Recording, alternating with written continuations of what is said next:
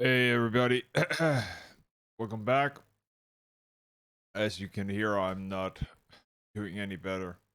Actually, I'm doing worse, and that's not great. But yeah, so I am currently sick, but because I'm bored, I have nothing else to do. So I'm trying to get in a little short stream here, and I'm gonna be home tomorrow and working from home. So I have some some tabs that I could take for my throat because it's throat related.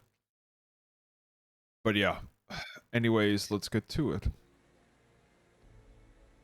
And again, this time, luckily, I have actually figured out that actually that looks like a VS reset. Audio issues, but I'll fix that. I did fix that before the stream. So anyway, excuse me. So anyways, let's get to it.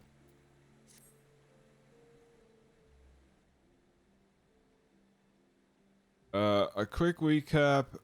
We finished Dragon Song War and post Dragon Song War, and we saved the Stinian, and now it looks like there is some unfinished regarding the Warriors of Darkness, which we are gonna try and see if we can figure out. I will also, as soon as we're done with this here cutscene, turn up the music in game because it's low. Sorry about that. Mr. Connor, you are at the most excellent time. An invitation from a truly pure-minting personage was delivered to the manor, but a short while ago. With that, you had been present to receive it, but in any event, Sir Emmerich de Boreal, Lord Speaker of the House Lords, Lord Commander of the Temple Knights, Viscount of the House Boreal, cordially invites Mr. Connor to dine with him at his estate. Seemed surprised. The messenger assured me that his lord had broached the subject with you at an earlier date, when the arrangement was for the arrangement for the peace conference were still being finalized. Of course, the intervening moons afforded little opportunity for leisure, but the happy event of peace displaying that the Lord Commander sees no further cause to delay. What's this, say you?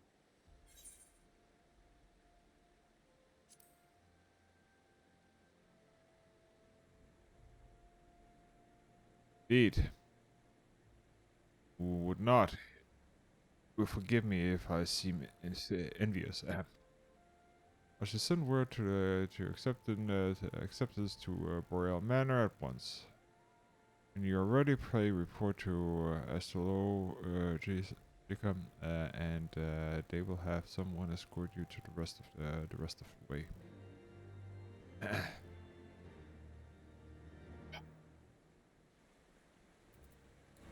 Music. There we go. Okay, we're going to dine with Sir Emmerich. Okay.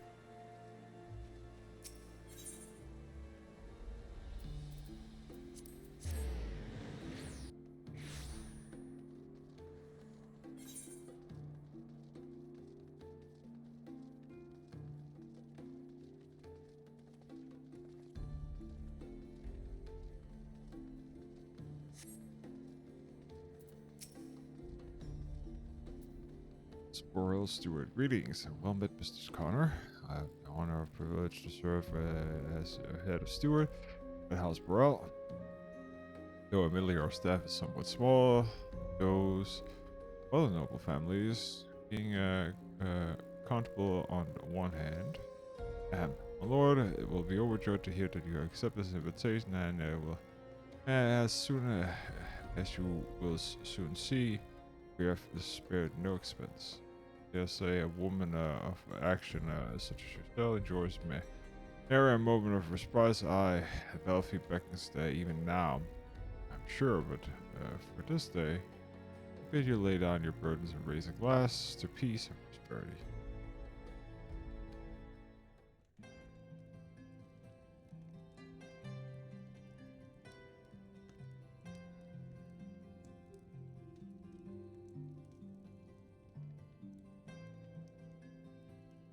Oh, he's not wearing his armor and all that.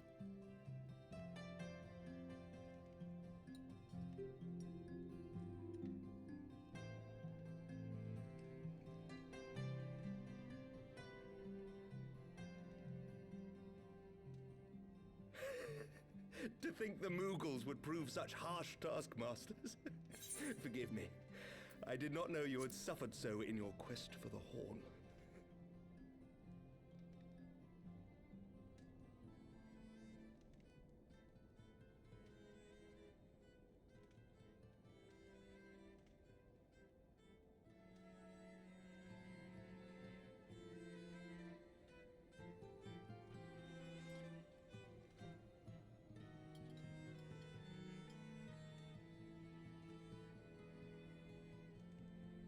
I must say, your spirited accounts always come as a welcome change from the arid reports which fill my days.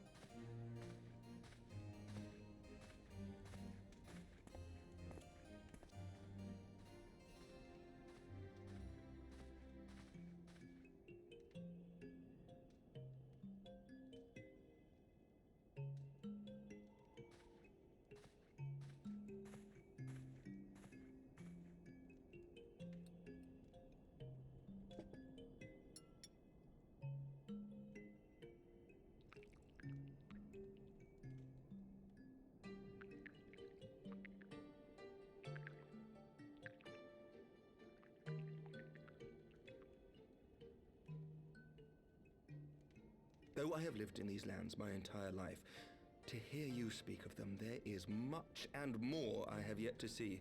Truly, yours was a marvelous journey.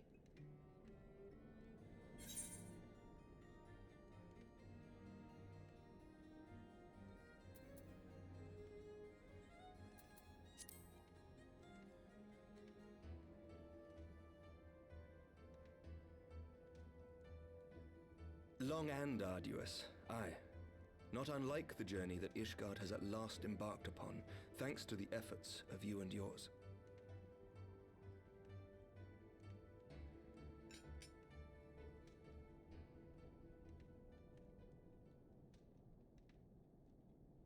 By your deeds, you have helped us to lay the foundation for lasting reform.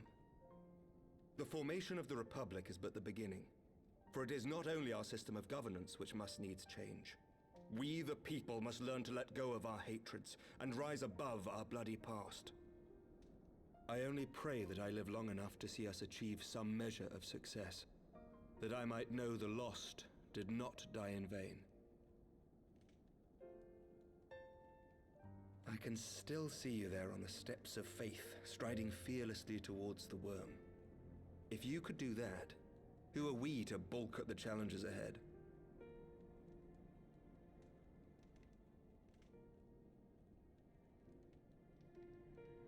The question of how best to strengthen ties with the other great nations of Eorzea has been debated at length in the Lords and Commons of late. As you may imagine, maintaining stability during this period of historic upheaval is our paramount concern.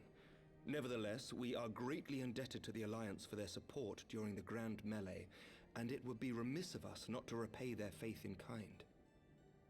Of course, we owe you the greatest debt of all, and it is my hope that in extending our support to you and the Scions, we might also express our gratitude to our neighbors, nay, our fellow Eorzeans, whom we pray you will continue to protect. The Lords and Commons agree on very little, but not a soul in either house begrudges your order this offer of patronage. For all you have done and will do, we thank you.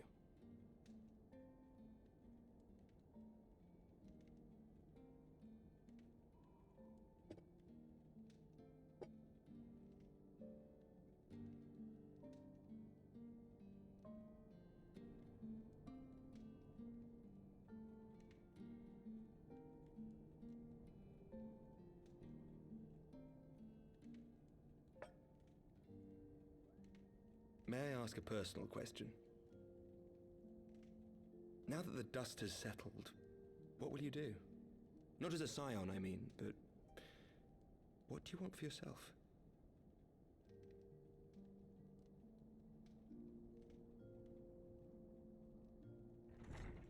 Lord Commander, pray forgive the interruption. News from House Fettouhi? An urgent message for the Warrior of Light. I was instructed to deliver it without delay. Master Thancred returned to the manor a short time ago, bearing an injured maiden. Master Leveilleur and Mistress Tataru are tending to her wounds, but they like not her chances. Respectfully, my lord, they have requested the Warrior of Light's immediate presence. You must go to them, my friend, and I shall go with you.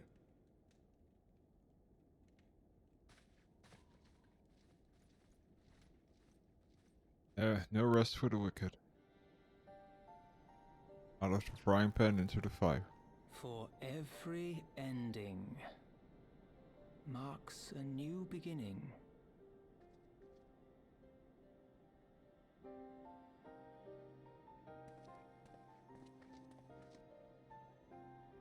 From tragedy and sacrifice, we rise to greet a new dawn, as did she.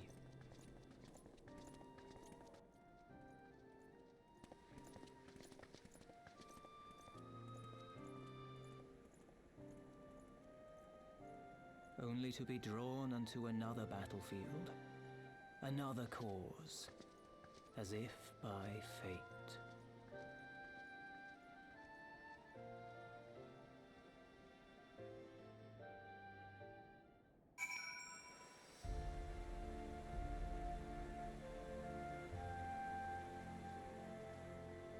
Okay, let's see.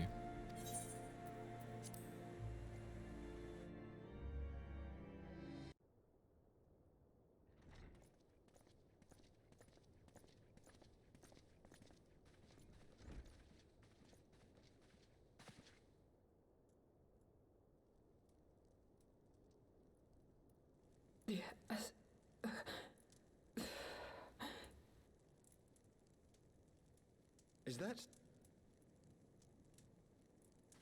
Alize, Alphinaud's twin sister. She ran afoul of the Warriors of Darkness. I had been tracking them since the ceremony at Falcon's Nest. Little did I know I was not the only one. Evidently, she had learned of their activities and attempted to shadow them on her own. Poorly. I rescued her in the Twelveswood, and together we fled north. But though I made every effort to cover our tracks, they caught up with us on the Ishgardian border. And in the ensuing struggle, Alize took an arrow to the shoulder. 'Twas only after we had made good our escape that I realized it was poisoned.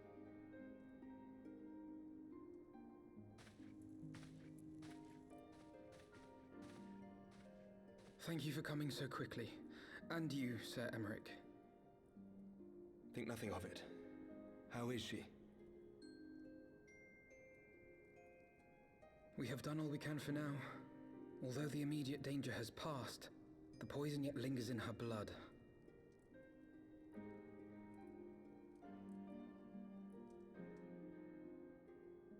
We came to Eorzea together, hoping to bring salvation to the realm our grandfather gave his life to protect.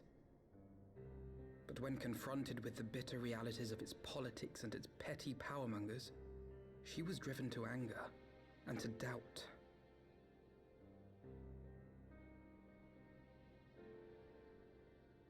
She refused to become embroiled in what she termed Eorzea's squabbles and distance herself from the Scions. Though she remained hopeful of a brighter future, she would walk her own path. Would that it had not been so perilous.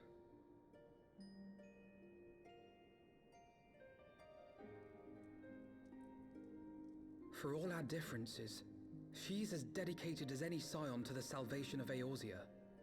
But more than that, she is my sister. To be reunited with her, only to lose her forever. Gods, even to speak the words. Take heart, Master Alphino. She will be attended by our most skilled Chirurgeons.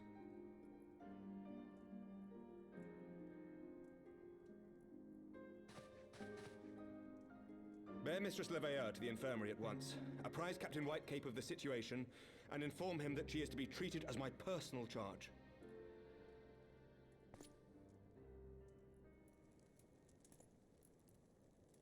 Wait, don't go. Please, come closer.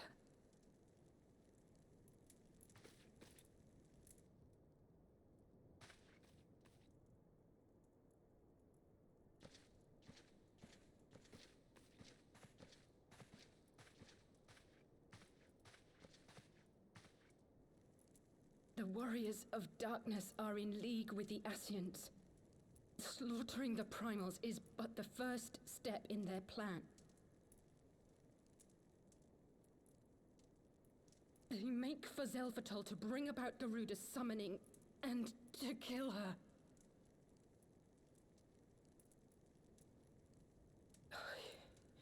You must stop them.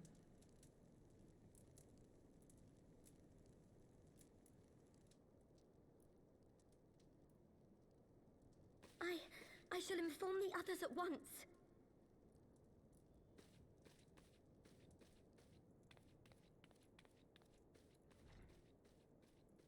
Master Thancred, I would ask that you accompany Mistress Leveilleur to the infirmary.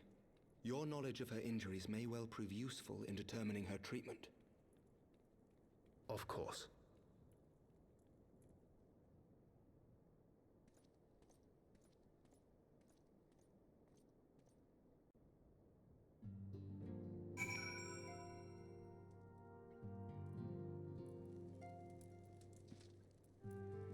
Okay.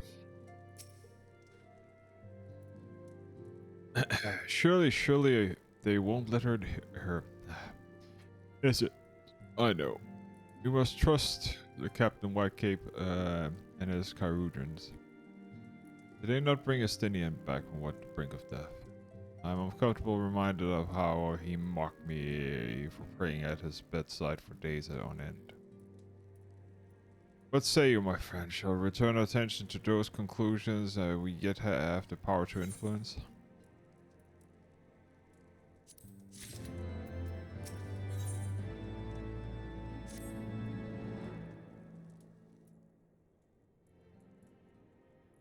Warrior of Darkness and the Essence are conspiring to bring about Garuda's summoning that they put her in. Then we must first encounter them at the Loth of at Gnas.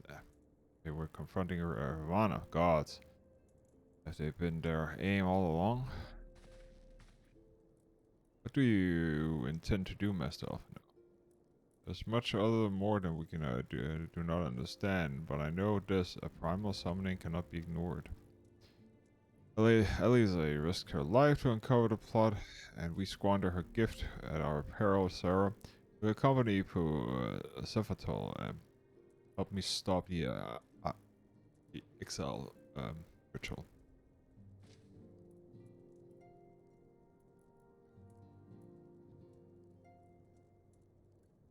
Given that Ishgard shares borders with the exile homeland, we have vested interest in the outcome of this ritual. We have been willing to suffer the beastmen's intrusion into Cotham's lands to a point, but a summoning of Primal is an escalation we cannot abide.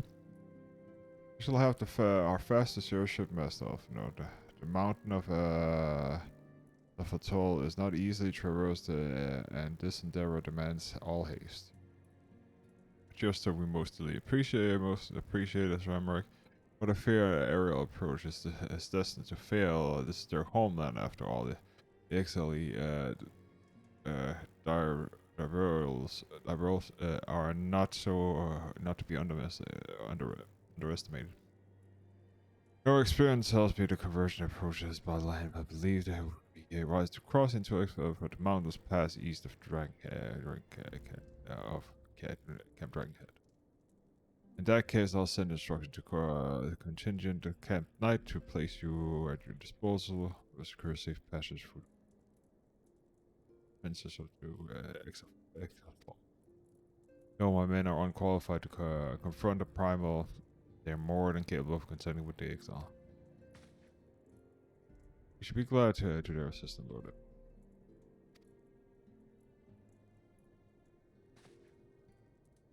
The event of Mr. Salazar regains consciousness, we will share what you and any additional information you provide. May the Fury watch over you and keep you safe. And let us be off. Sure, any additional supplies we require at Camp Dragon.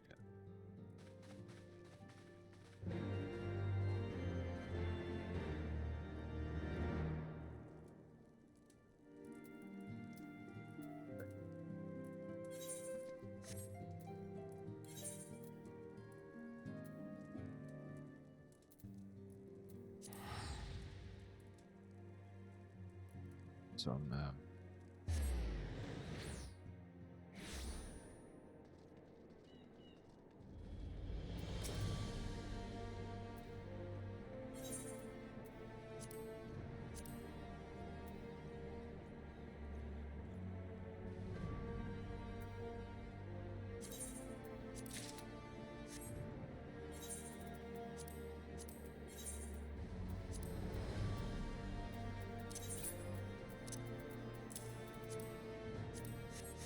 perfect. Okay. Dragon.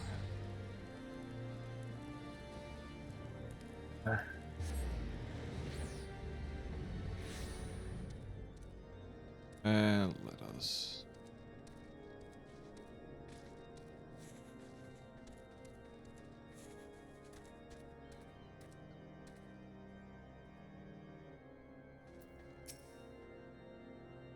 You everything you require, then excellent.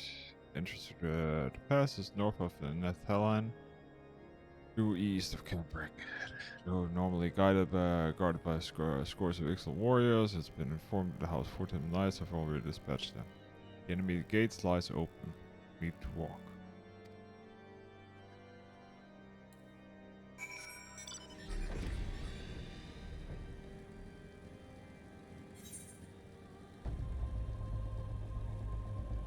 Oh, this here is the mountain. Okay, next to Ogre's Belly.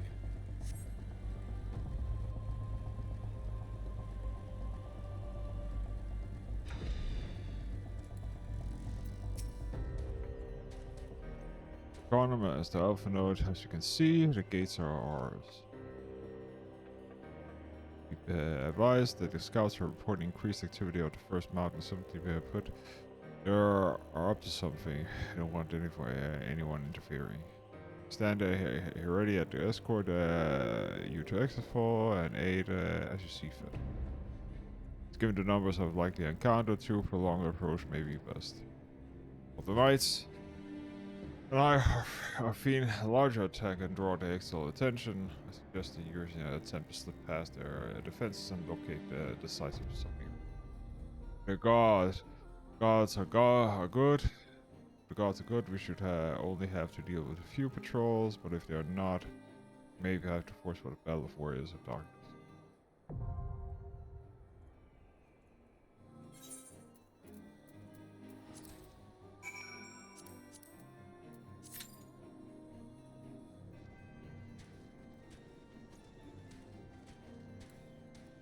And that's acceptable.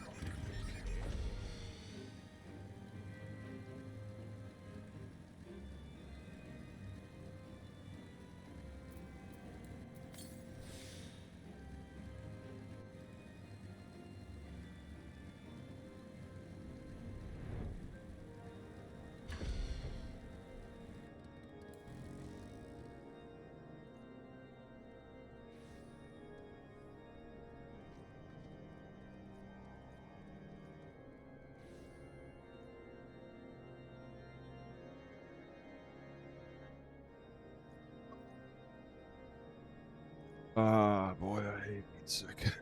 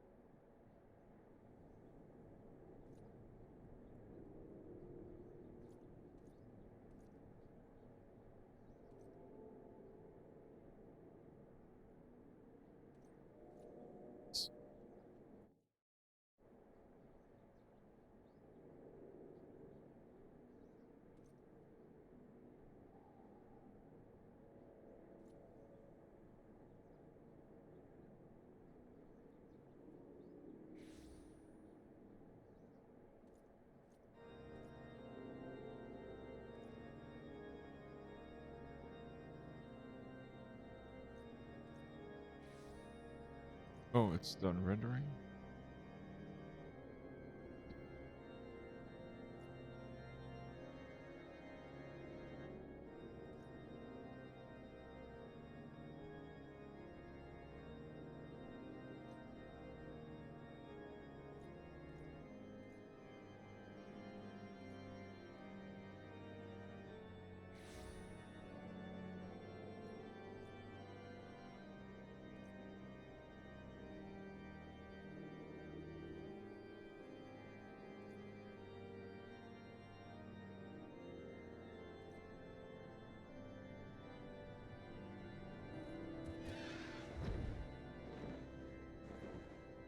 There we go.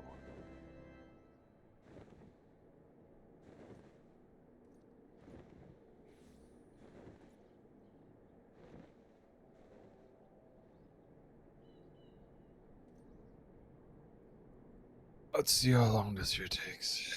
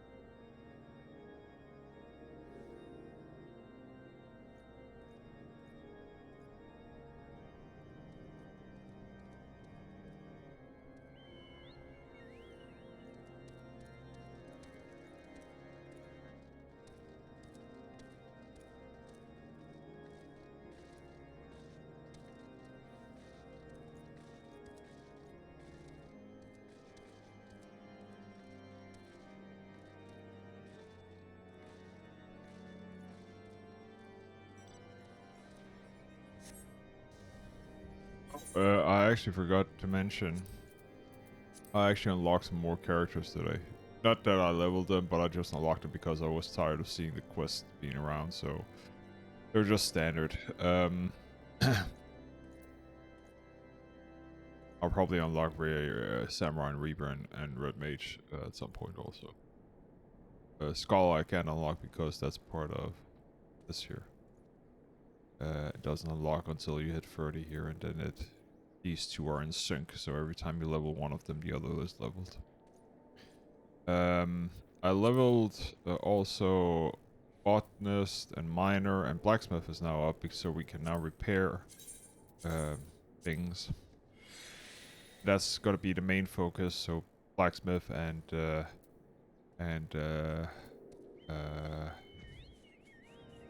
armor are the focus right now. I also unlocked custom deliveries, which is something that gives us scripts. These scripts can be used for buying gear for different things. For instance, they could buy gathering gear or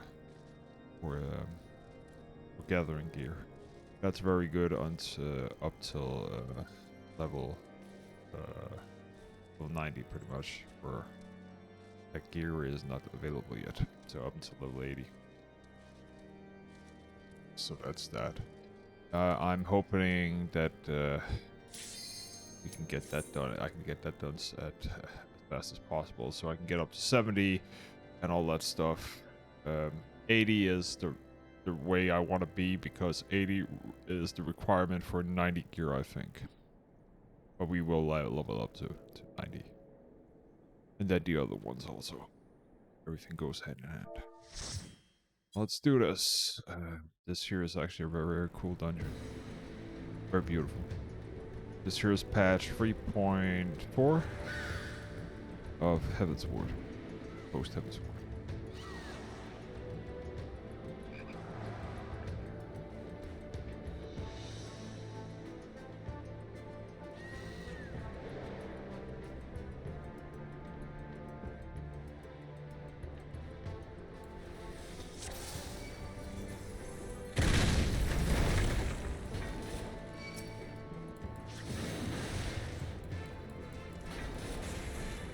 And luckily, we have all the skills we need, so it's not so bad here. We can pull as much as we want. That'd be good.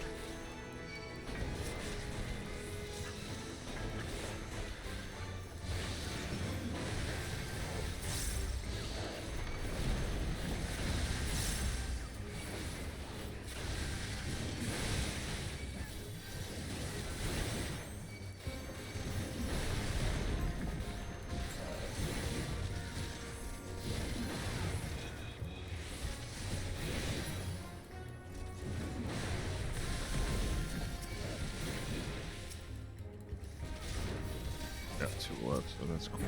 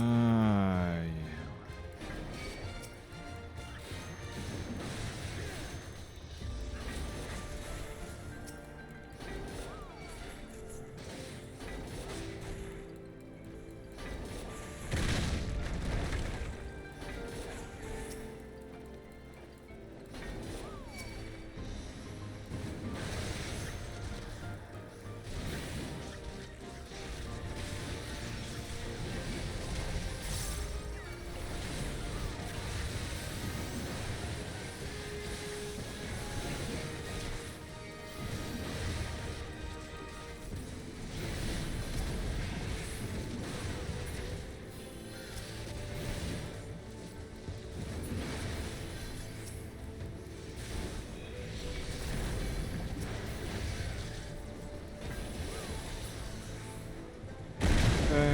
And here we have the first boss. This here is actually a really cool boss. I actually like this one a lot. As mechanic and all.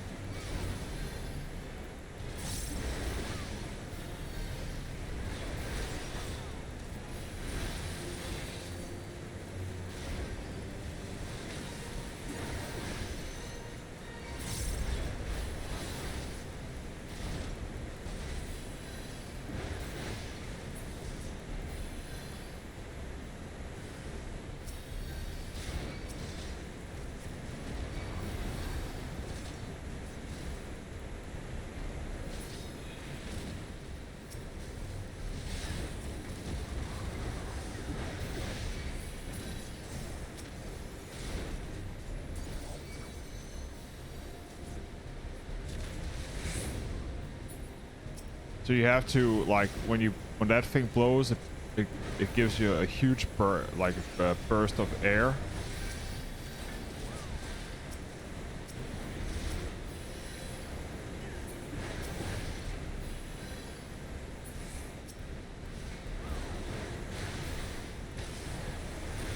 And that blows everybody up, so you need to be below him to actually get him down again to the normal height, which I found pretty cool. It's actually a really cool feature.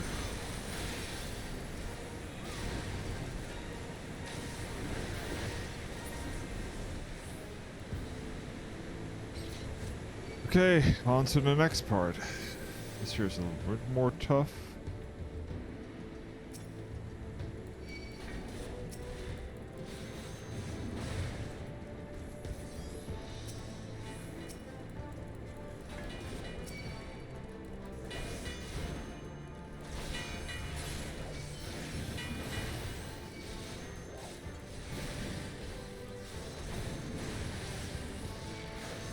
The Gugu is here to like because they as soon as everybody comes in, there's spikes everywhere, so you need to avoid getting knocked off and not get bleed damage.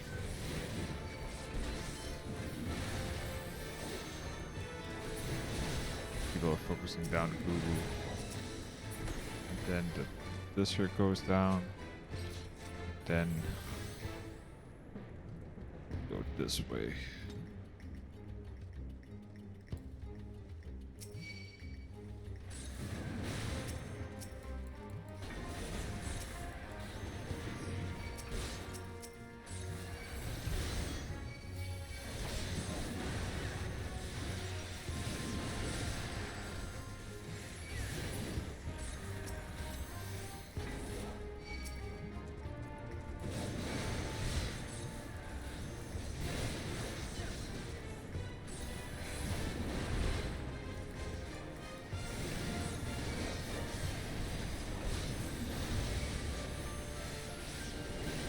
Go.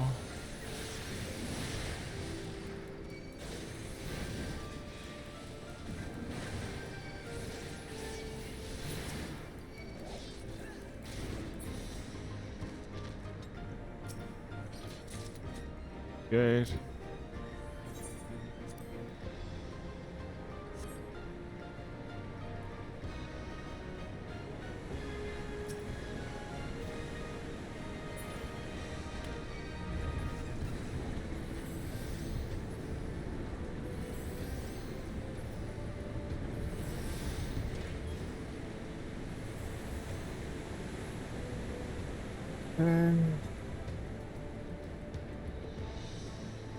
And here we have the next one, which also is 2 Gugus.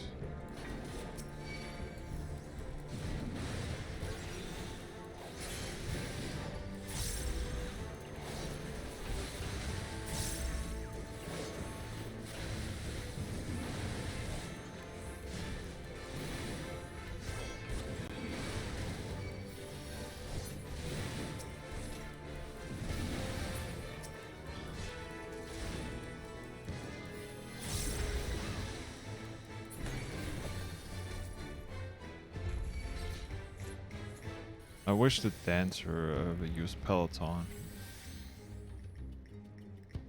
But it looks like it's not something that happens.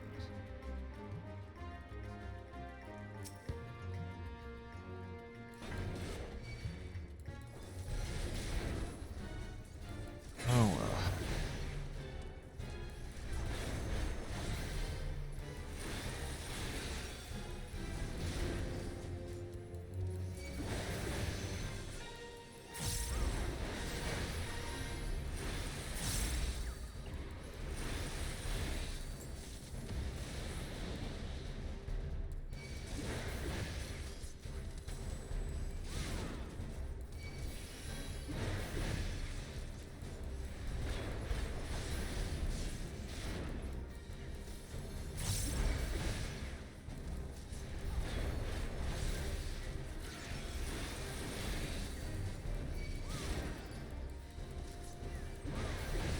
Dancer should move.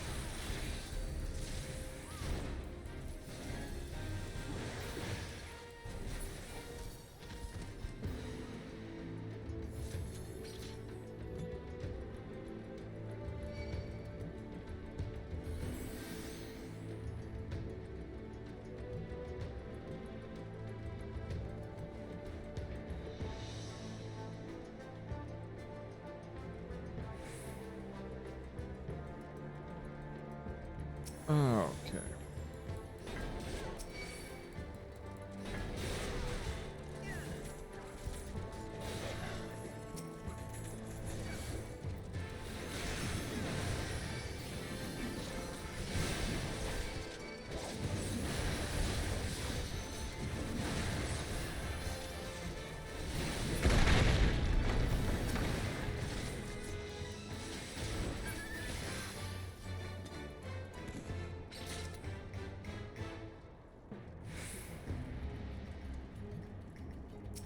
here it's all about killing the balloon, because if you don't do that, the reinforcements will keep coming.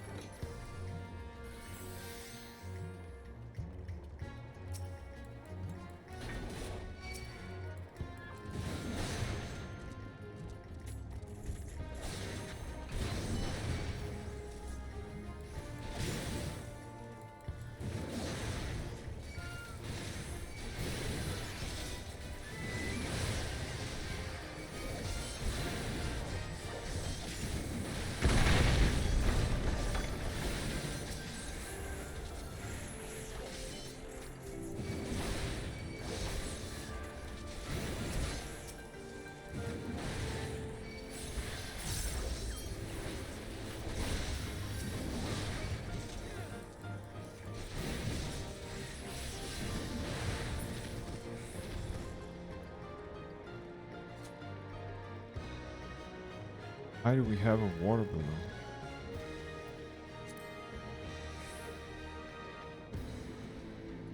There it is. Yeah, fought. Didn't kill it in time. There we go. And one Ixel came out.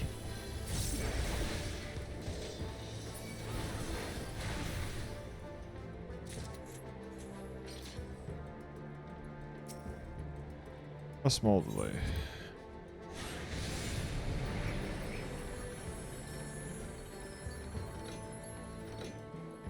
And the last pack.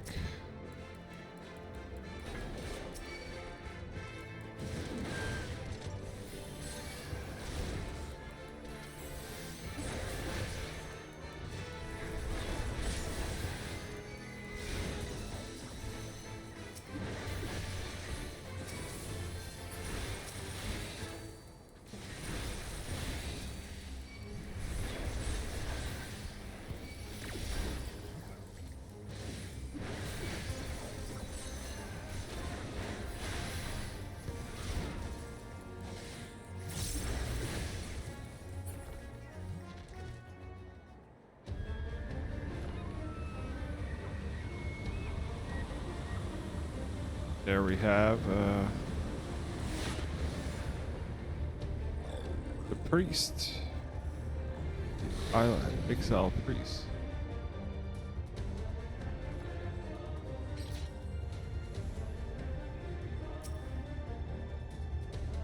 Yeah.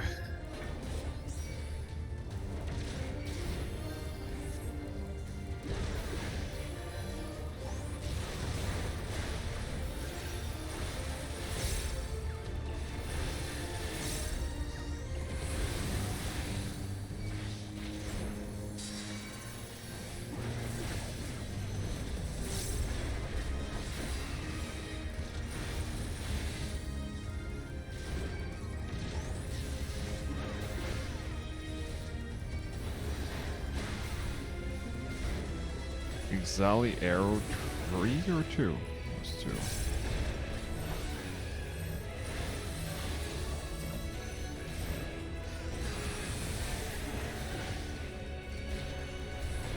This here is free. It's probably AoE. Yep.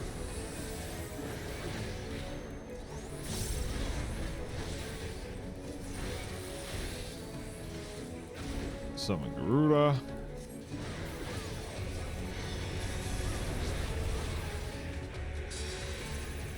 Now it's just about.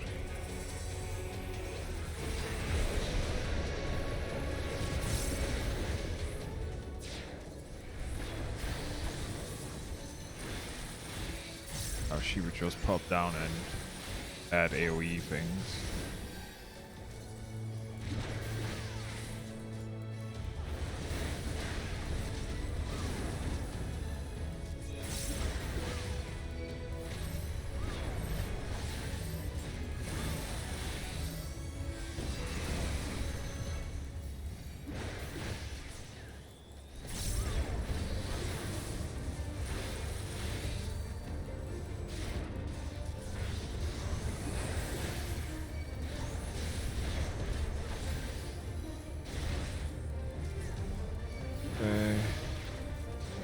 And he's gonna summon Garuda again.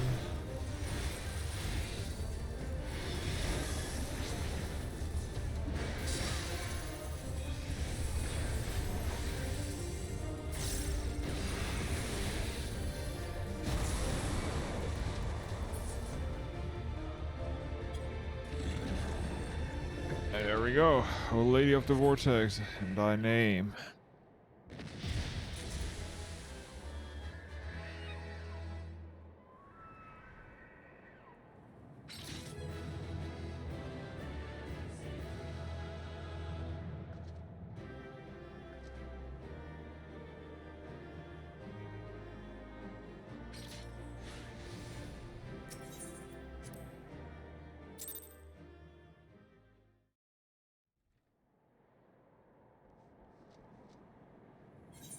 Thank the gods! What happened?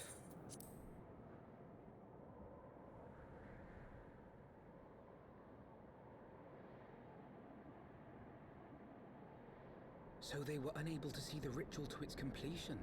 Then Garuda is no longer a threat, and whatever the Ascians and the Warriors of Darkness were planning has come to naught. But we should not tarry. The knights have secured our path to safety. Well, what do we have here? You'd better not have killed the Primal without us.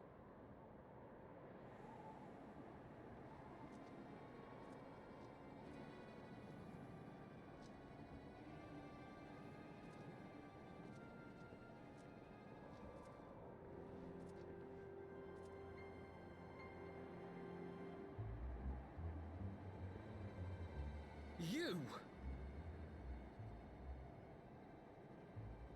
Wait, I know you. Still walking, I see. I could have sworn my aim was true. Just what is your game? Leading us the long way so these fools could step in and claim our prize? No, no. Let's not make hasty accusations. By the look of things, the ritual was proceeding as planned. We arrived at the appointed hour. 'Twas they who erred.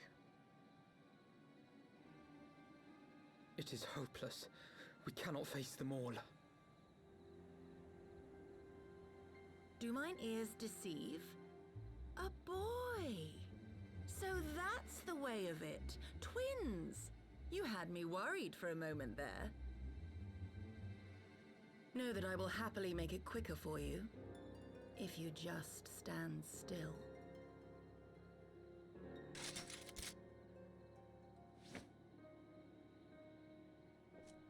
Enough, Jarumal. We wouldn't want to upset the man in white with any unnecessary bloodshed now, would we?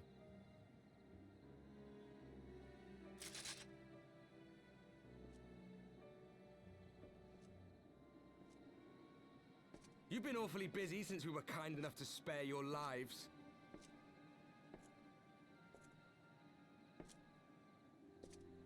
While you were idly consorting with the Ascians, you mean? 7 hells! What could you possibly hope to achieve? Should I explain it to you? Very well. Consider it a reward of sorts for beating us here. You know the tale of Hydaelyn and Zodiac, I take it? Of the Great Sundering and the reflections it created?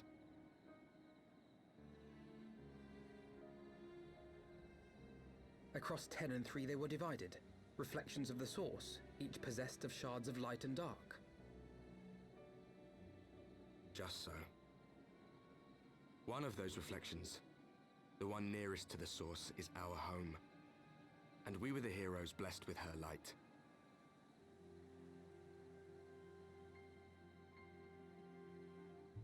But not all worlds hold light and dark in equal measure. In ours, the power of light was greater by far. So the Ascians, who once threatened our home, were no match. And they fell before us, one after another, till none were left. Victory, we thought. And then came the light. A flood of pure, blinding radiance, annihilating shadow and color and life itself. Ere long, it will consume our world, leaving naught in its wake but blank perfection. That cannot be. Do you honestly expect us to believe such a story? Believe what you like. But it has happened before, on a world far removed from ours. The 13th, which was swallowed by the dark and transformed into what you call the Void. Different worlds. Unchallenged light would condemn us to a similar fate. And so we joined hands with our former enemies, and with their aid came here, to the source. For there is but one way to restore the balance and save our home. The Ardor.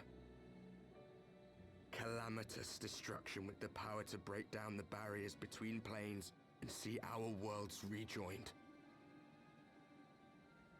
You would doom our world to save your own? What would even become of us? Of you? Enough. I tire of talking. You know our cause. You know what is at stake. We are prepared to do whatever it takes. Are you?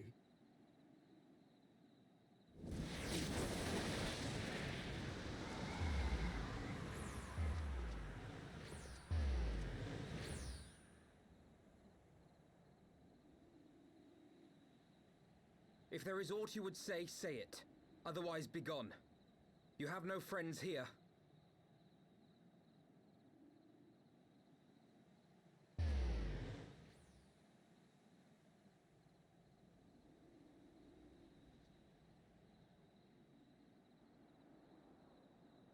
Yes, yes, yes.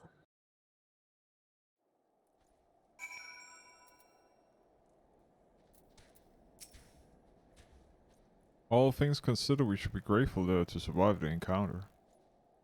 Do you think it could be true that to save their world there must be ruin to ours? No, no, it matters not. Such woden destruction is beyond justification. Whatever the reason, it must be stopped. The sacrifice to the lost, it ends here.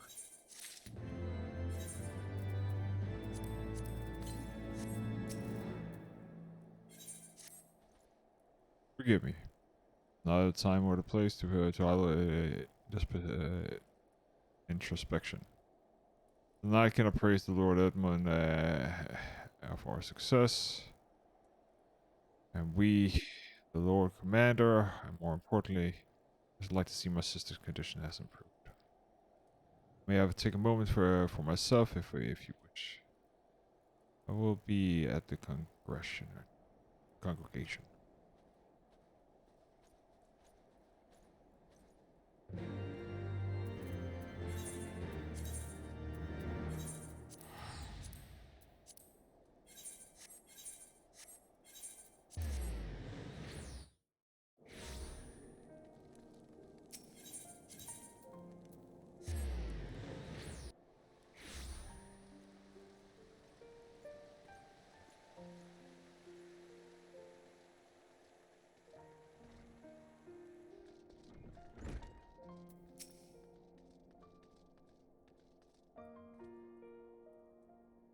It brings me joy to see you safely return to us, Sarah. The news of FFXIV. Then, we are not too late. On behalf of Ishgard, you have my deepest thanks. As for who remained behind, Mistress Yustola has been tending to Mistress Elise in her absence, and I'm pleased to report that she has regained consciousness. I imagine you have many questions, especially given the recent encounter within the with the Warriors of Darkness. I know I do. Come, let me show you to your room. Do not worry, her condition is much improved. She is a resilient one, much more like her brother.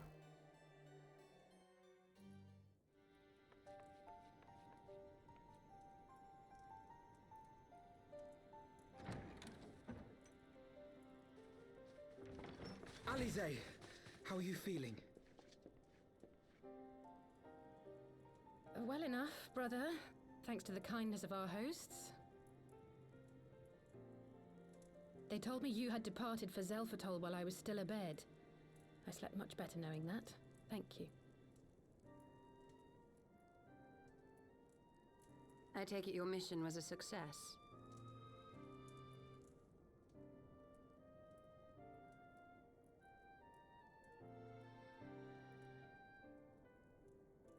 As if we needed any further confirmation that they are in league with the Ascians. But to save another world? I think not. I too thought his story fanciful at first. But it is possible there may be a kernel of truth in all of this.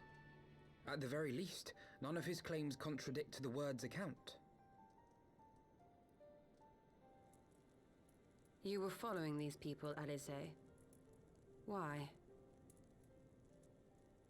During my travels, I had oft enjoyed tales of the Scions and their exploits. But after a time, I began to hear whispers of a gifted and theretofore unknown band of adventurers. Adventurers who had supposedly sworn to travel the realm slaying primals in the Scion's stead. The Warriors of Darkness. And in the course of investigating these rumors, you stumbled upon the Ascians' involvement.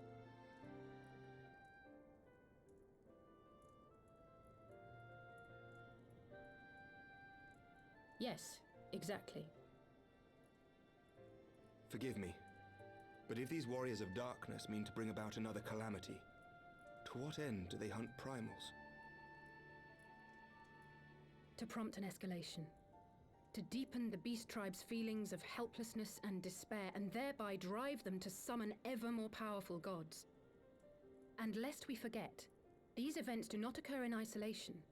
With their patron deities being slain left and right, the news of man's victory over Nidhogg must surely have sown panic in the minds of the Beastmen. 'Tis no wonder they wish to defend themselves.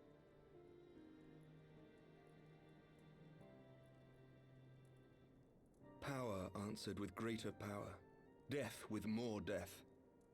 A vicious cycle fueled by fear and hatred. I know it's like all too well. Indeed. The Ascians sow discord and desperation, and the Warriors of Darkness reap the harvest. And so it continues. Yet that is not the extent of their ambitions.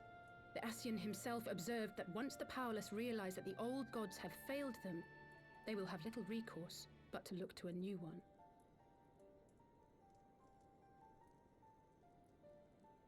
We cannot let that happen. It should come as no surprise, but Alize and I have uncovered evidence that the Ascians have been manipulating certain parties to ensure that a constant stream of crystals flows into the hands of the beast tribes.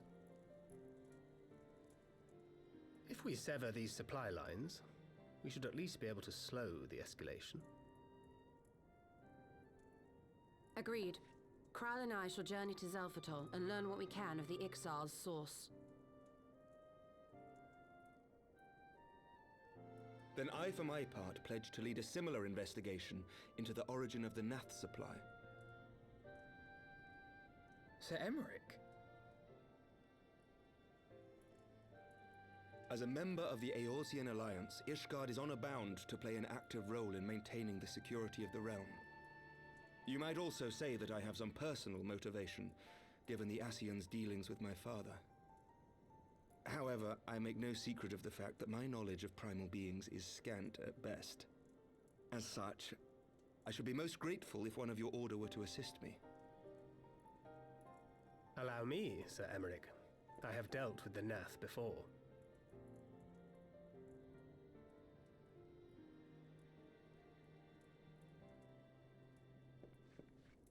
Let us consult with Orianja then. Given his dedication to the study of primal beings, I should be surprised if he could not tell us something of value. Allow me to accompany you, brother. And before you think to refuse, know that I am not the girl I once was. I shall not be a burden. You have my word. But Alize, you...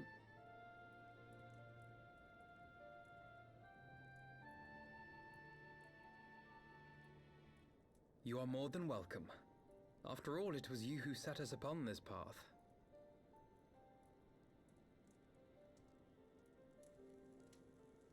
Wait a minute! I'm afraid I can't allow you to leave just yet. Not until you try on the new outfit I prepared for you.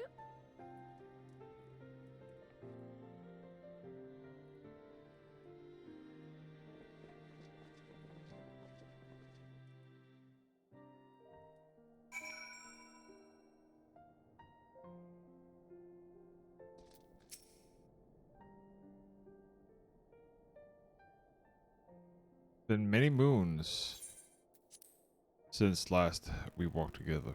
Though I believe the same cannot be said for the two of you. I confess I was aware of your subterranean expedition, of your search for the truth of the calamity. That's the coils. I consider involving myself within their venture from time to for a time, but I cannot know all too well circumstances conspire to keep us apart. I can only assure that she carries on in our absence. My apologies for keeping you waiting.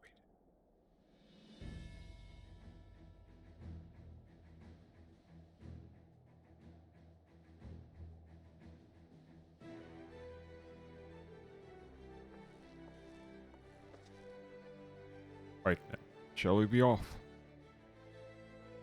The town never ceases to impress, though. For a moment I feared she might have furnished you with an identical outfit. Praise the 12, she did not. Mother and father were rather too fond of making us wear the matching clothes. Remember the time in the studio where that girl of yours kept up behind me in the hall and whispered? Sister, please. She was not my Can we not have this conversation in front of the Warrior of Light? So be it, another time perhaps. Well, thank you again for the assist during my expedition, Sarah. Though we left matters somewhat unfinished, I'm nevertheless prepared to focus on the task at hand and aid you in to the fullest extent of my ability. As you help me brave the coils, so too shall I help you defeat the warriors of darkness.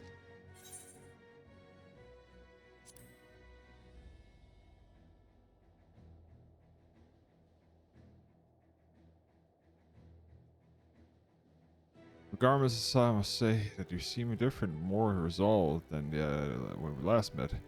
You have the look of a woman who is ready to fight for the future of Eorzea.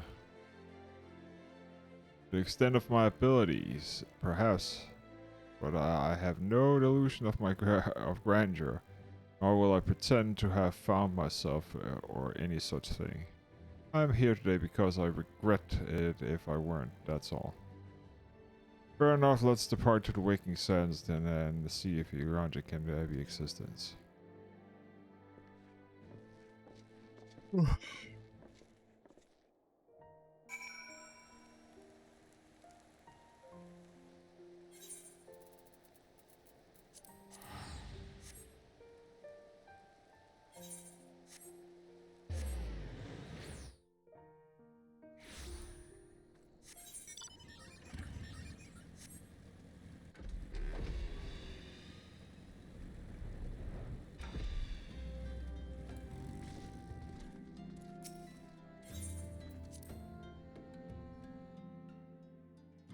Can't remember if there was more down here.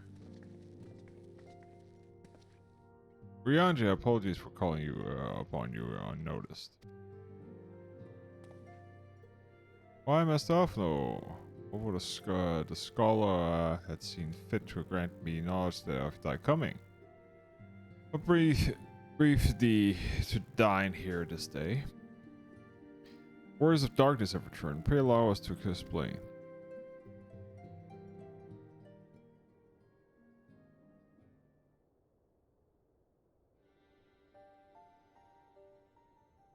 I too have heard tales of recent days of primal beings rise up and only to be cast down by forces unknown.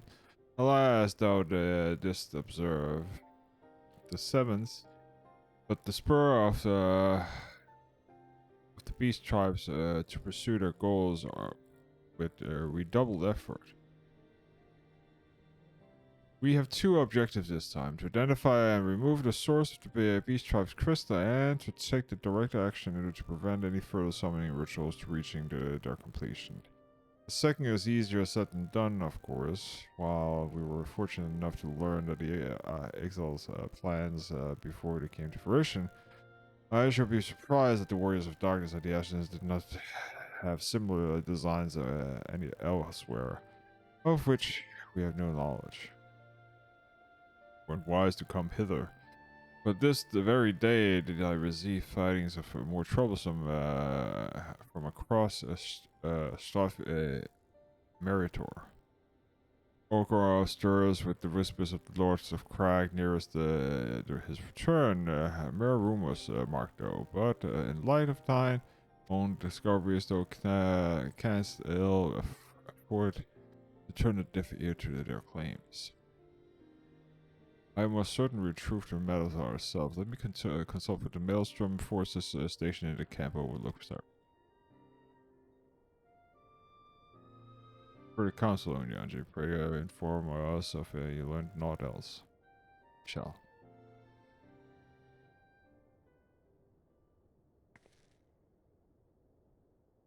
If I may, brother Onyanji, is there anything else you would like to say?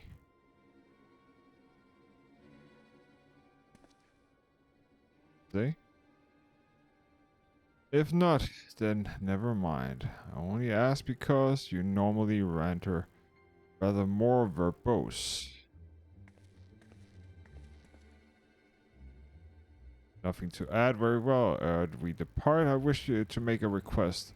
Warriors of Darkness spoke of how the Adder had the power to break down barriers between planes, that our world might be rejoined. I would ask that you research this for us. Begin nowhere near as well read. Nowhere near as well read as you. I'm sure you wouldn't know where to begin. That said, I've heard tell of promising tomes the Iran's Oracle may have. Could start there.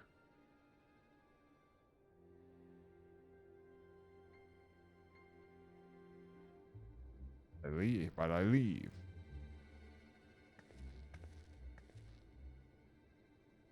A overlook was it? Very well.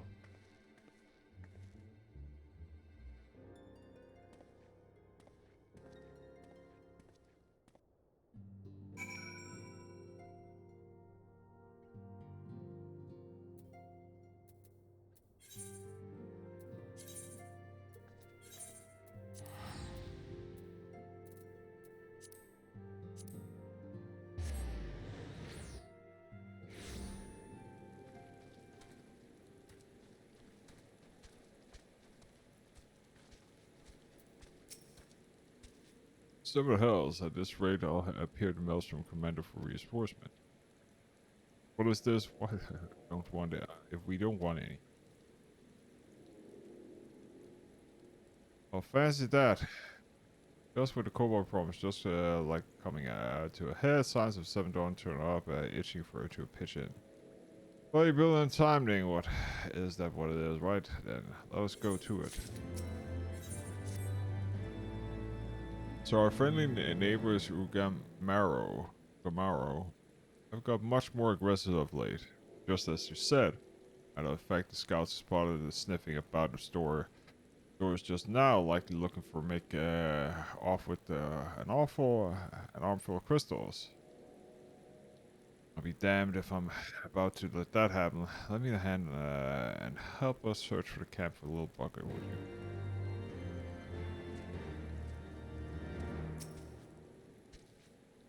Storm friends notably more agitated than we first arrived. Do you happen to know why it might be? Cobalt, can you say? Would appear to corroborate Orianja's information. Yes.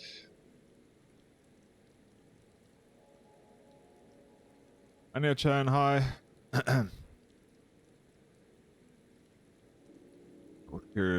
cooperate around this information, yes, but to be so reckless as to infiltrate a maelstrom camp and draw attention to their efforts is a passing rare strange.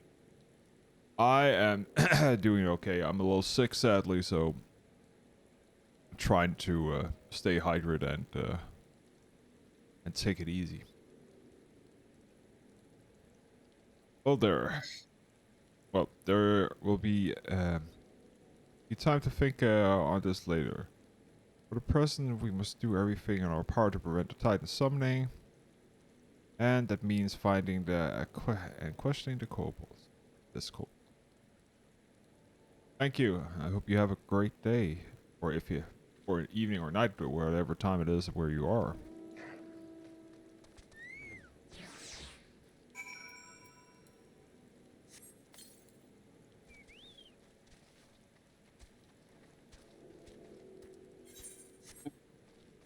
Looking for a kobold.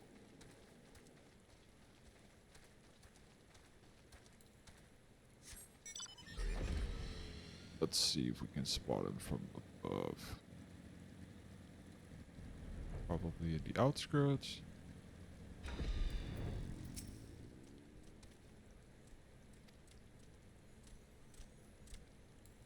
Running.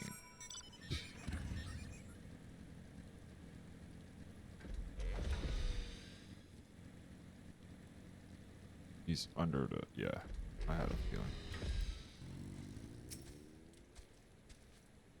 Stay back, away, far back. I'm not a... it's no use, pointless, hopeless, no use.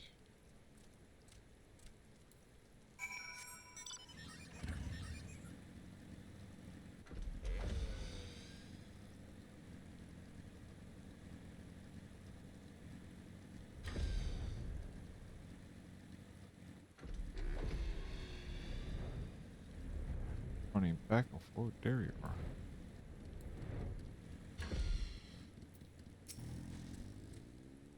Please don't hurt me. I only wish to talk. Yes, just talk.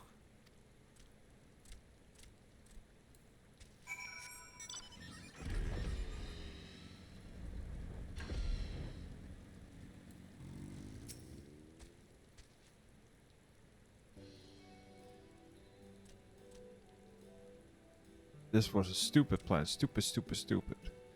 But if you tell no one, then everyone will. Ah. You found me again. What do I do?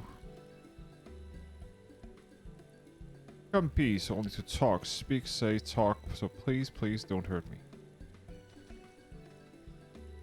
But this is our Willy Kobold infiltrator, is it? No wonder the soldiers were on edge. I could very well give one a bruised knee. So we got him. Fine work, Silence. So, little one, you thought you could sneak into the camp, did you? Plotting to steal my crystals, were you? No, I came to talk, to ask for help.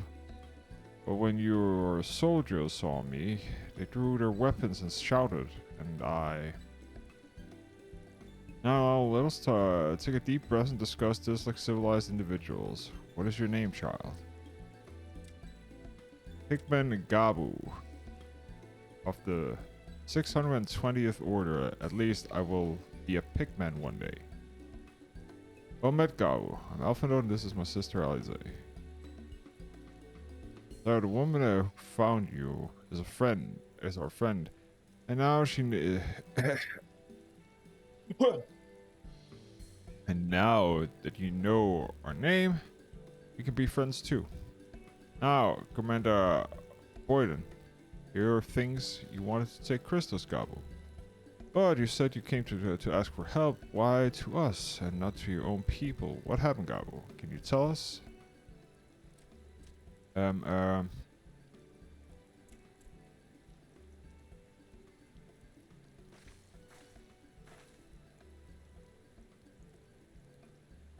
No one is going to hurt you, alright? Not while we're here, I promise.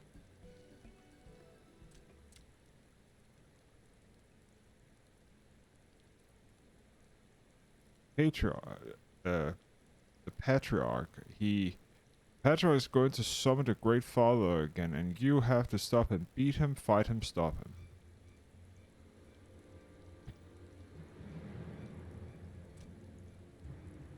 Abu parents said they didn't want it, along with many others, but the Patriarch wouldn't listen.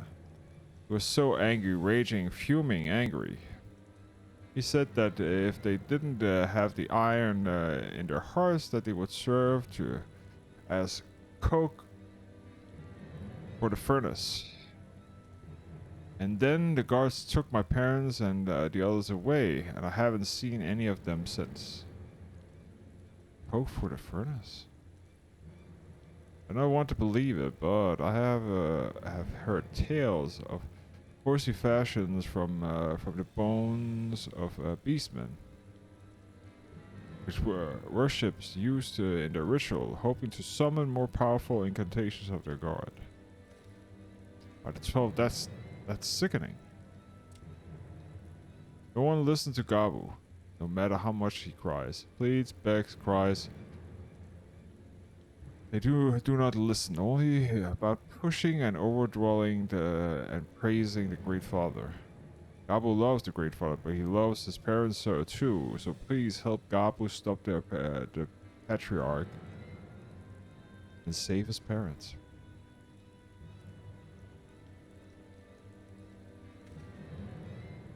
Commander, I advise the Maelstrom Commander that Titan summoning is imminent. Should the worst come to worst, we require their support. Time being of the essence, we three will attempt to infiltrate the Cobalt stronghold, secure the crystals, and free the prisoners. Well, if you're sure, you'll forgive me if I don't seem optimistic. Well, make ready, just in case.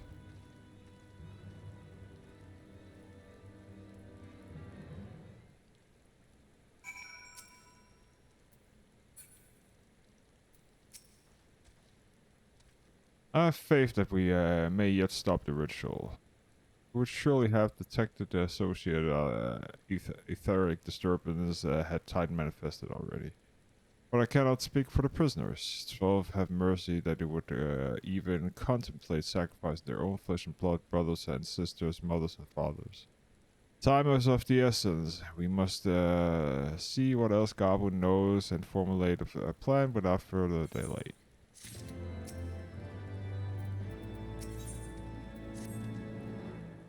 I heard the Great Father Titan loves crystals. Cherished coverts loves them, and if we gather enough, he will return.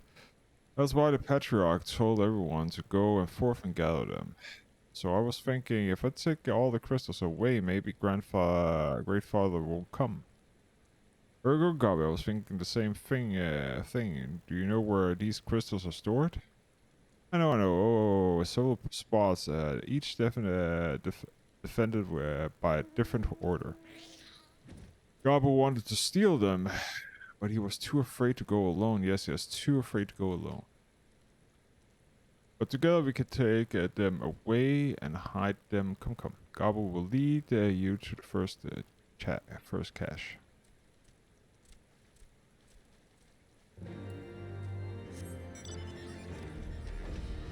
Let us get some crystals. I bet it's here, yeah. But that's the furnaces, okay. Quickly.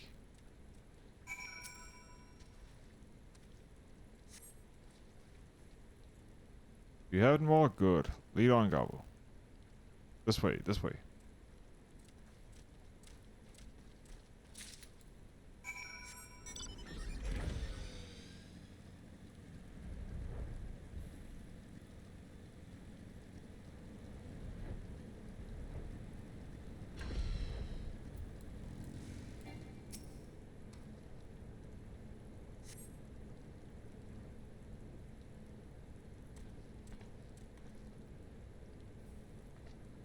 Time is short. If we have the crystal, we should move to the next cache. Do you hear me, brother? Ah, it's just that...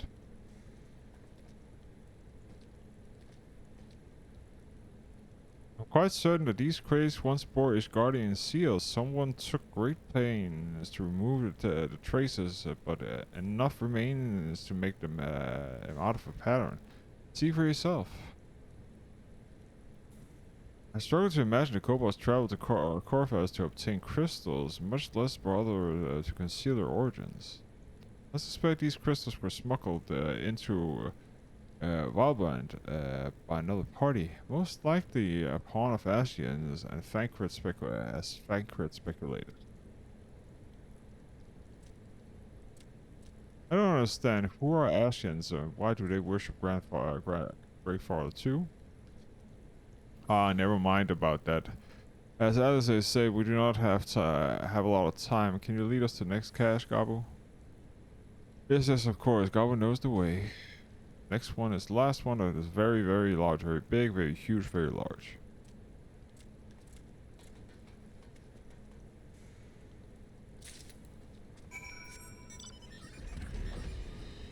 I'm guessing it's...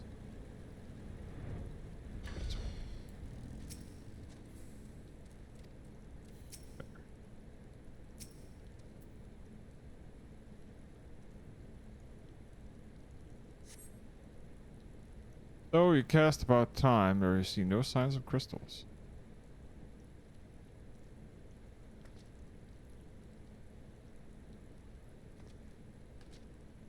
Found her. What about you, sir? Any luck? Nothing. I can't be. Gabba saw them spies spotted Saw. Think, brother, think. They must have moved them, yes. The question is, where to and why? In Ogumro, where they summoned Titan once before, I mean, to do it again. Is that the only it is the only explanation. What about Mother and Father and the others? We have to help them. And we will go. We will. Stay calm. We still have time. You have yet to call for the remaining crates. If they had, they would have found the other caches empty and sound the alarm. Nevertheless, I believe it's time to stealth has passed. We must breach the naval and seize the remaining crystals. There is no other way to prevent the Titan summoning. But first, give me your crystals, that I might deliver them to the commander of Voiden. Custody. We dare not take them into the bowls of the mountain. Crystal, Sarah. You be so kind.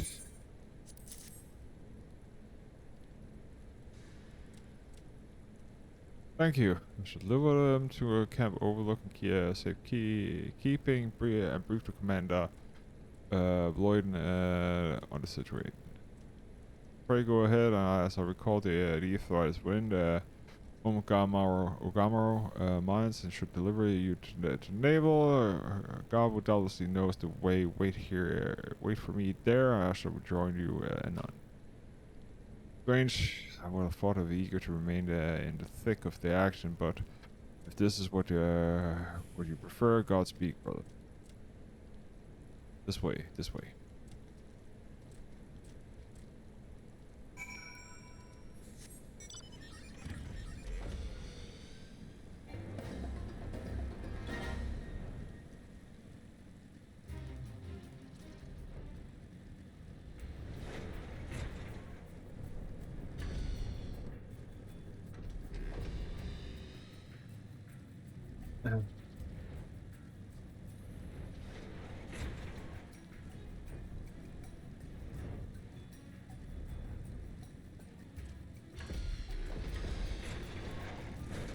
Are.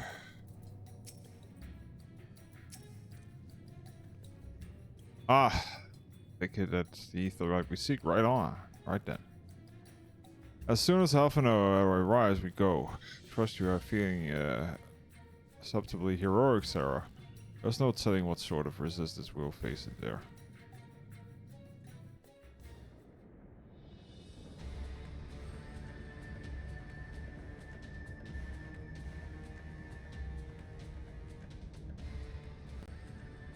Quickly, you clots.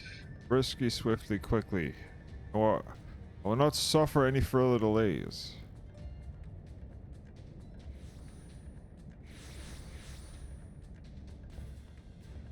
Lay down your arms and surrender. We have the crystal. We have a crystal, and there will be no summoning this day. Overdwellers here, but how did you? Where are my parents, Patriarch? Where are they?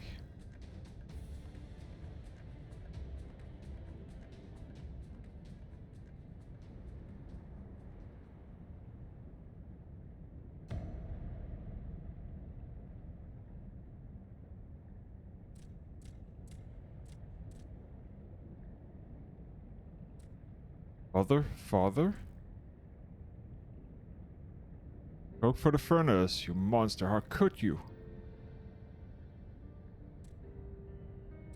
Aye, we are but servants of the Lord of Crags. We are his, and he may drink of our blood and partake of our flesh, that he might draw upon the strength of his children and defend them as the tyranny of the Overdwellers, or from tyranny of the Overdwellers. No, Elsie, not yet.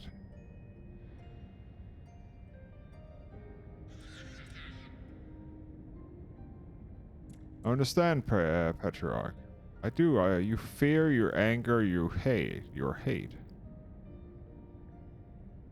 would do anything to protect your people, anything to deliver them from despair.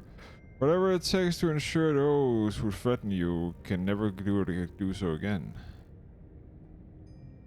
In a single-minded pursuit of this object, you have brought suffering on your own kith and kin. You have sacrificed the lives of the very people you sought to protect. But it need not be this way, Patriarch. Renounce your bloody course, cease your attempt to summon a god, and work with us together to build a lasting peace. Not a peace to be abandoned by overdwellers.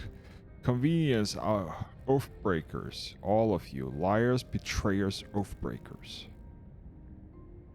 You take and you take and you take, and when you have had your fill, you sue for peace.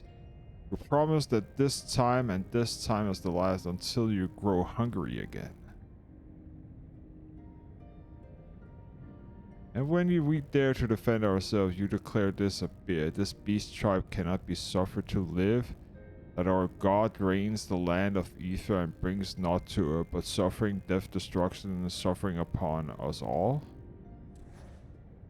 I will hear no more lies from you and yours, overdwellers. You will ruin your own lands. You are not ruin ours.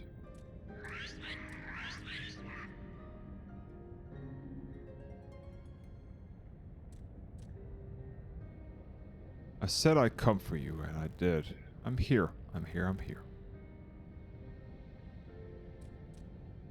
Say something, please, please.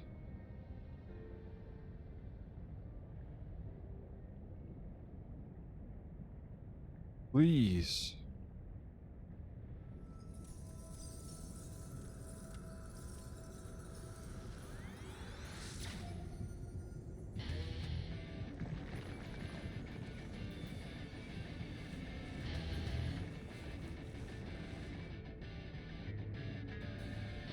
Wake up. Wake up.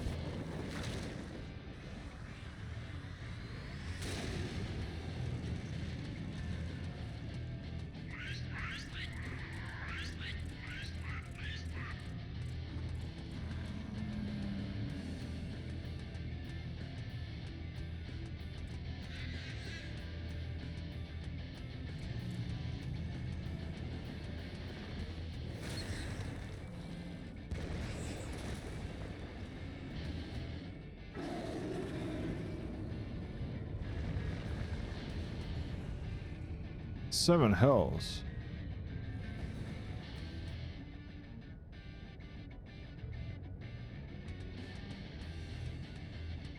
I'm here. I'm here. I'm here.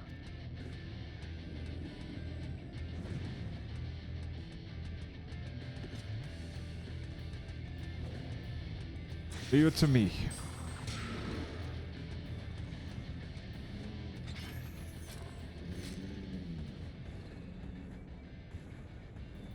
Must away.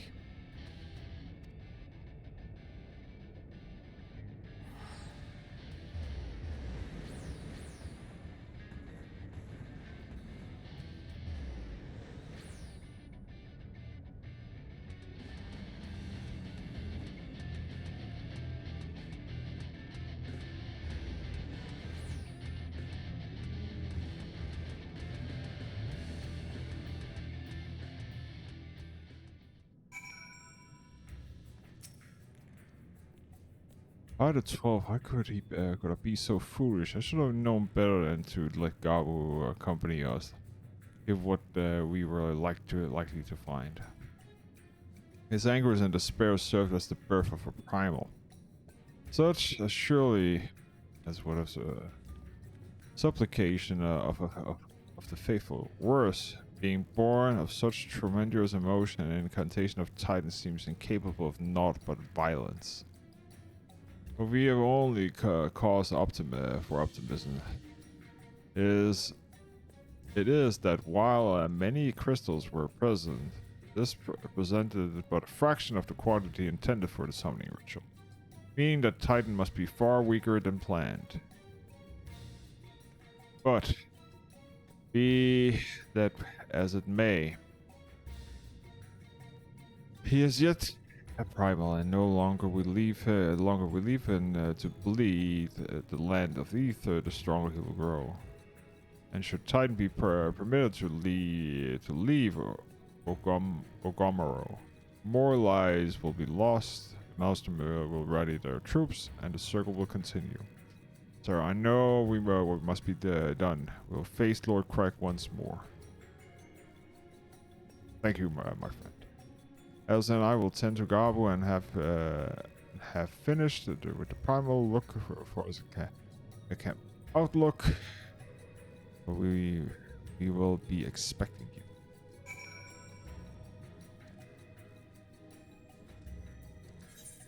Oh, I need to go into Naval Heart. Okay, I can do that. No problem. I finished Naval Heart. Oh, so that's why it's mandatory to unlock, because, okay, so they actually force you at this point to do hard. Okay. I'll just solo it. It's easier, faster. Waiting for a whole group.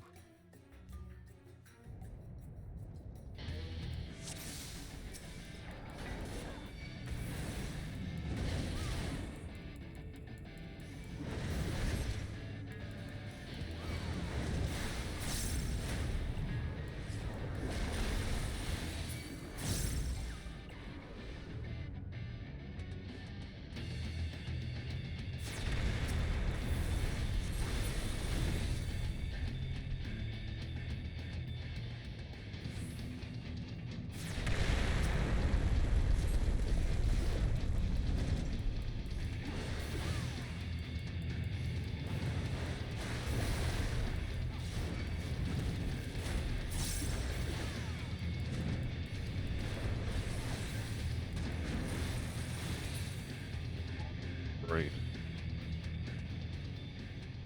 And now we killed the Titan's heart.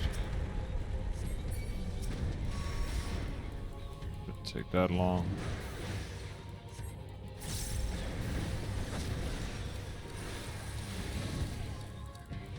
Ah! Got me. Got me once. Don't have to DPS for it.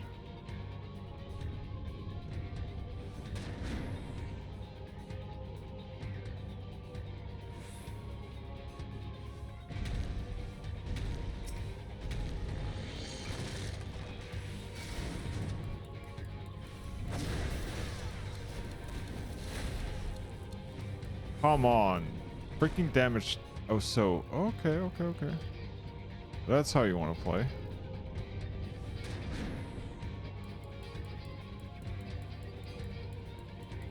No matter what, you can't kill me.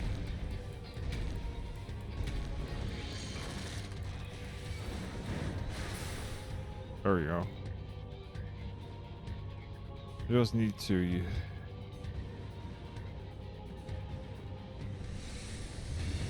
Yeah, this here I don't care about.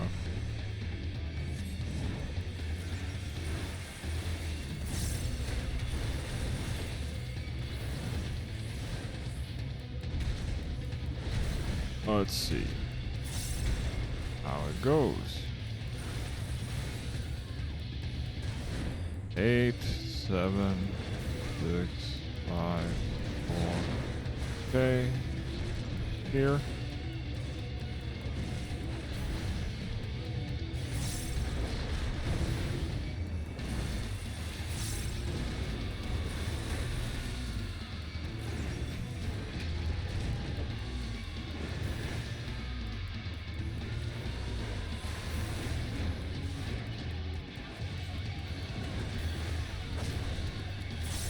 And you do it again. And that immediately gives you damage down. That's just bullcrap.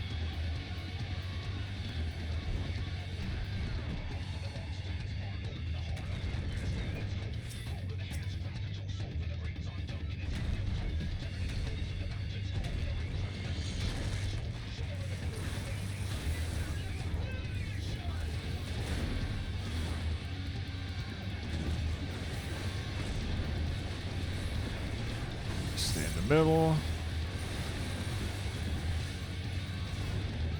Yeah, right. The edge.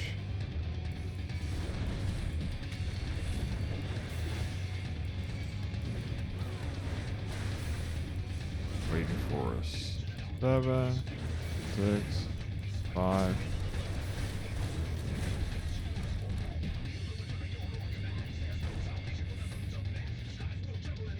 What's left? 13%.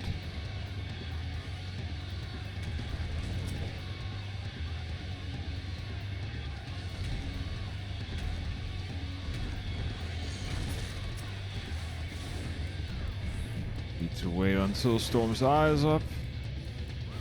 And then do this and just smash him, bitch. This here is the last.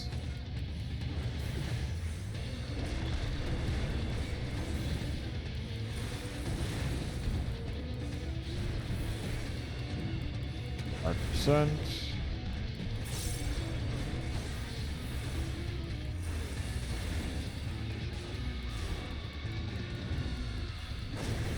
And then he does it again because he's an ass.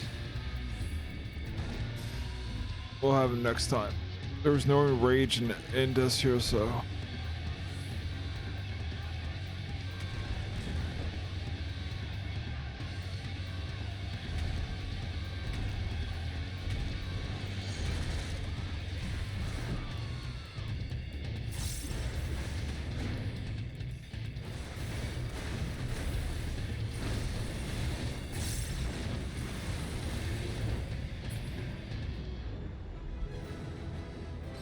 Don't need the treasure.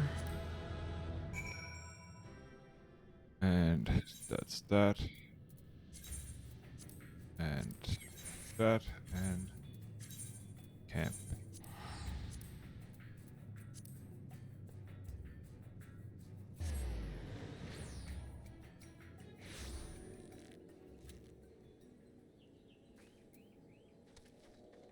Let's see.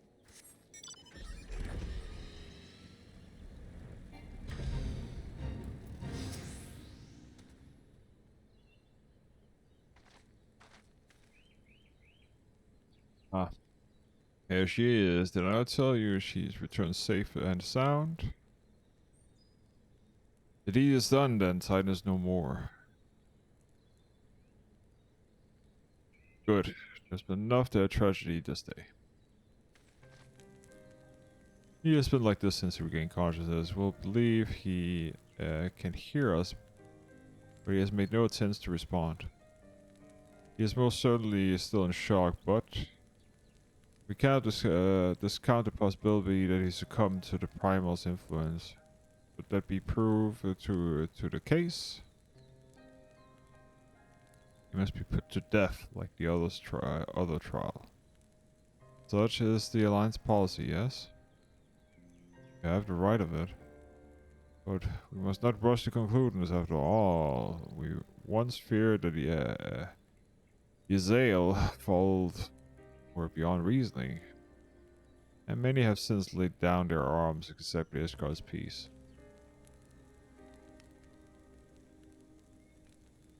We can but watch, wait, and pray.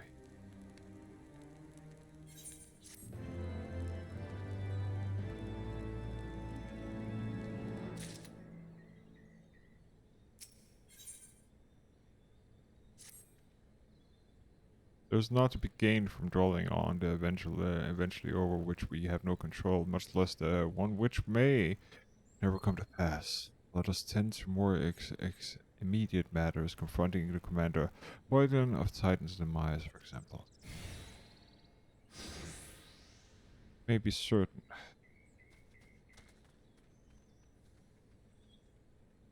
that he may be glad of the news. Would you be so kind as to break it to him?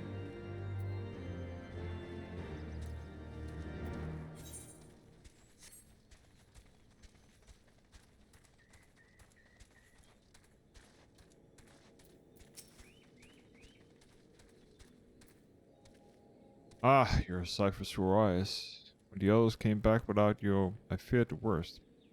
But they say you have the matters well. Excuse me. Say they have said you have the matters well in hand. All is settled then, is it? Glad to hear.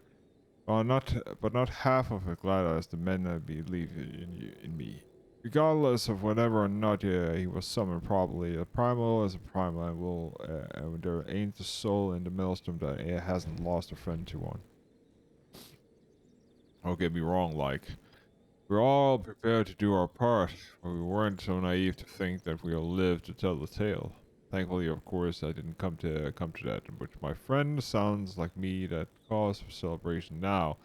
I know that you have a lot of place to be, but why not stay here at night and we'd be honored to have to raise a glass in the triumph return of the Titan's Bane.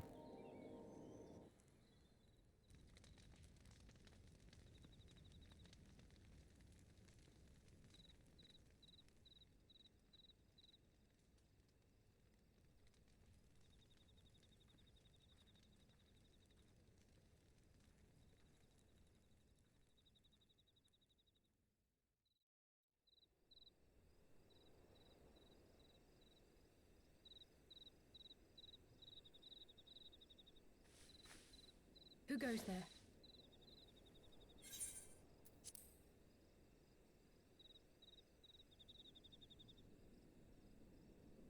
Oh, it's you. Forgive me for straying from the camp. He hasn't been feeling too welcome, to say the least. I thought a change of scenery might do him good. But, alas.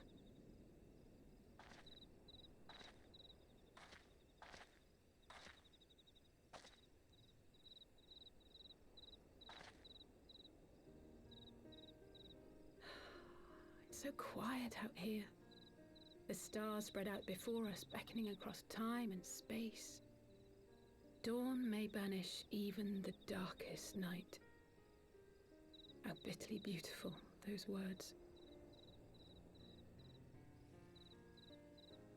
I should be stronger for all my experiences.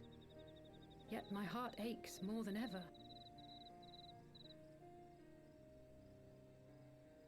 I never understood why Grandfather gave his life that day.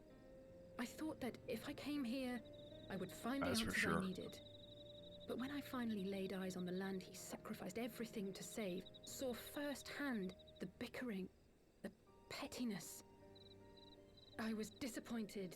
I was angry. I could not fathom how these people were more deserving of his love than his family, than me. Experiment. I had to believe he had good reason. I was determined to uncover the whole truth of the calamity and, perhaps in so doing, find my own purpose in this sea of chaos. My travels have been enlightening, but I cannot say that I have enjoyed them. I have lost count of the many petty crises that I was helpless to resolve, and of the people whose actions I could not understand. There were others, of course. Good people. People with whom I felt a kinship, whose lives I could not save. I found myself asking what it was all for.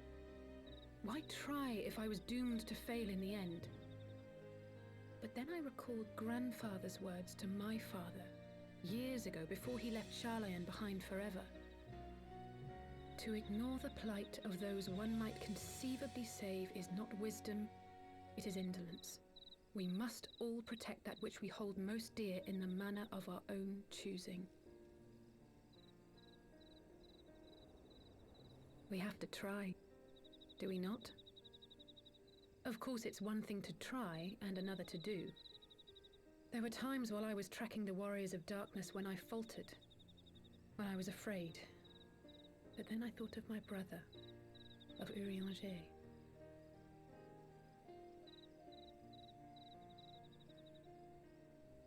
Oh, pray forgive me. This conversation has been rather one-sided, hasn't it? Mayhap you could Is it recount always some of your one-sided with adventures me? in Ishgard.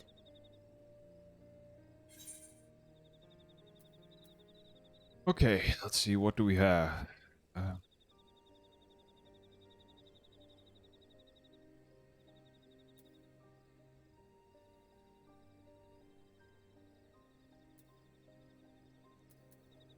I travel far and wide with two companions, Estinian and Yazael, who were very...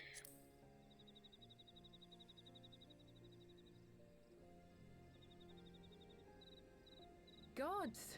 They must have been at each other's throats from dawn till dusk. I dare say you managed to keep the peace, though. Merely being in the presence of the Warrior of Light is surely enough to shame anyone into behaving.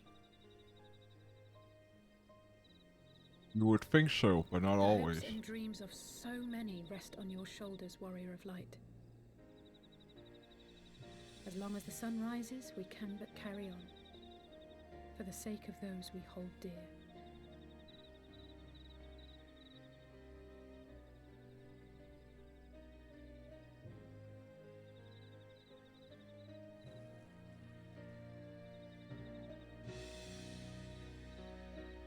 Wouldn't it be cool at some point, instead of Warrior of Light, that AI had such a big improvement that the voice acting could generate the speaking of your name, your character's name, Sarah, Tofu, whoever.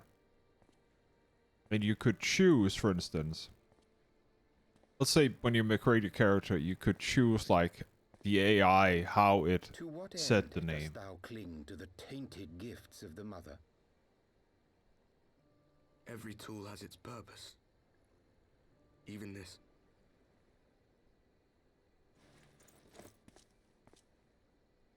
Well, what is it? The seeds sown in Vilbrand have been plucked from the earth and left to wither. Alas, Titan's demise sufficed not to drive the kobolds to deepest desperation.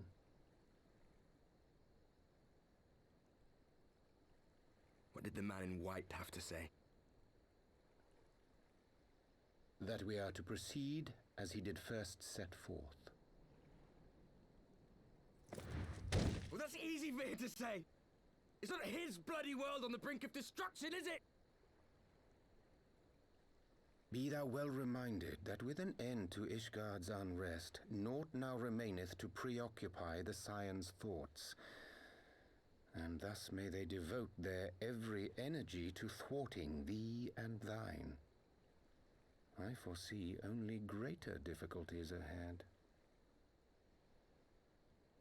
Foresee?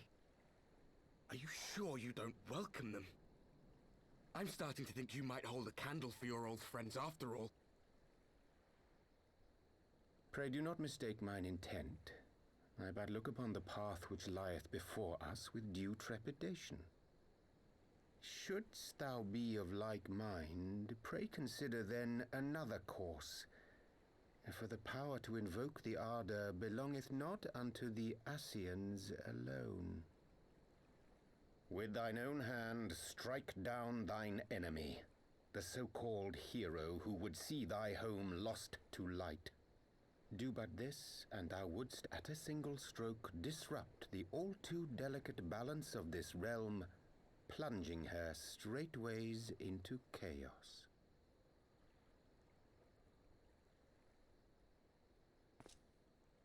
You do realize what you're suggesting, yes? To ignore the plight of those one might conceivably save is not wisdom, it is indolence. The words of my teacher, and a creed I hold close to my heart.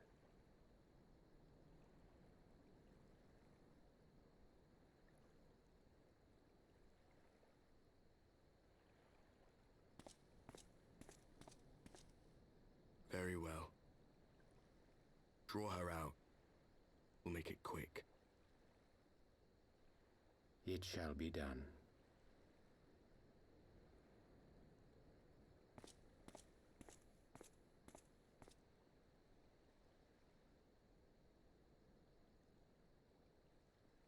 What good a creed one cannot uphold?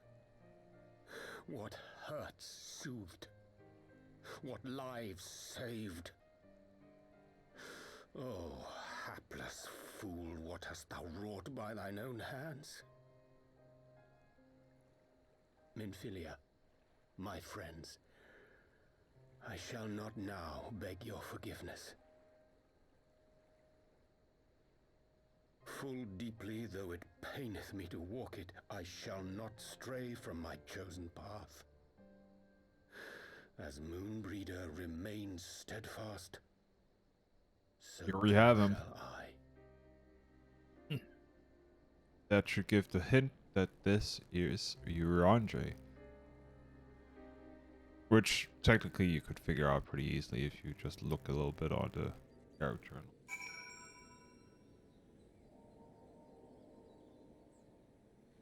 Yeah.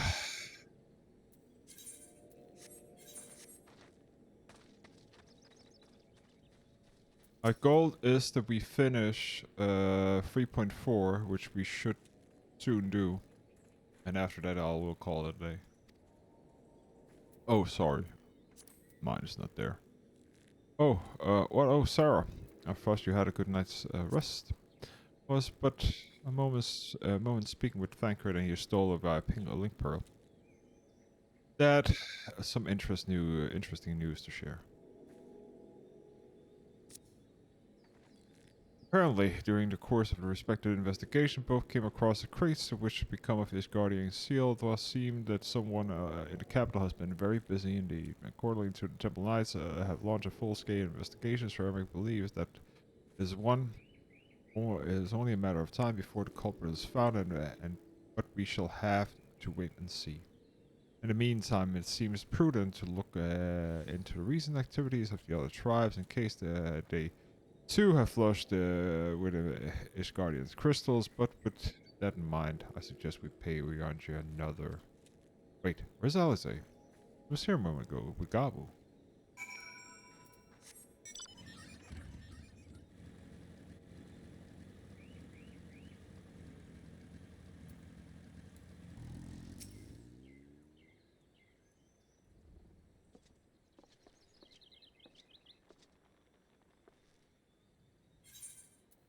I guess it's time to leave, isn't it? My apologies for disappearing again. If it any consolation, I've already packed my things. How is he?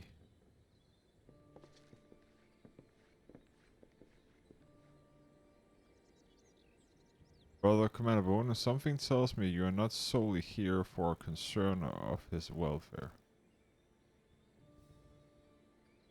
But to answer your question, there has been no change. He will not speak or eat. I'm not even sure if he slept.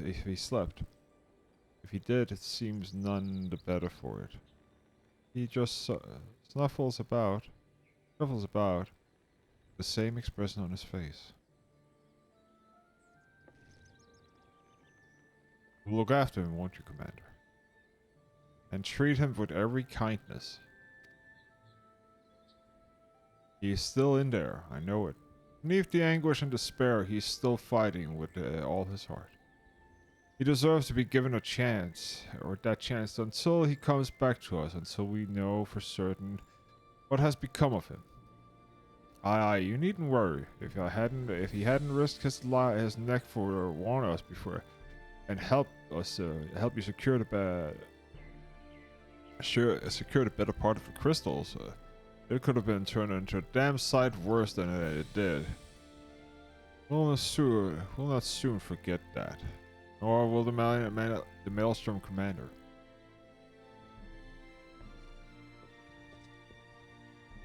I'm sorry, Goblin, I truly am. I should never have made two. And I know I cannot possibly understand. I can't possibly understand. Perhaps there is nothing I can say. The pain, the anger, the helplessness.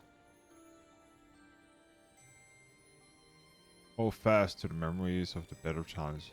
Remember them, as they say they were. And when it hurts so much that your heart feels fit to burst, let it burst. Let it burst and fill up again with the love for them, and never, never forget. Come along, little one. I will remember them. And you, Alize. Thank you.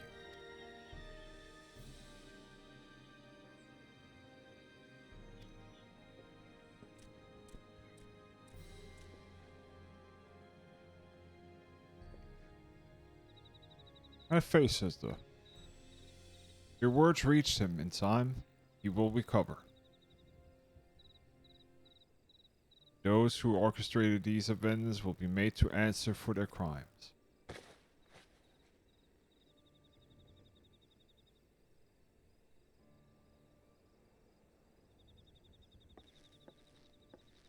A thousand times over, aye.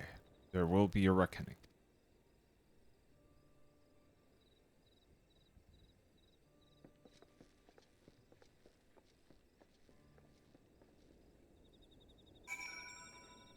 Don't let me go through heart of all three of them. I don't wanna.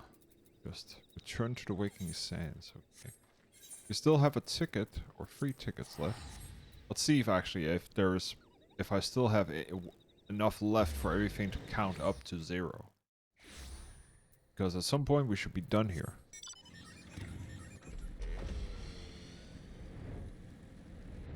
That's one.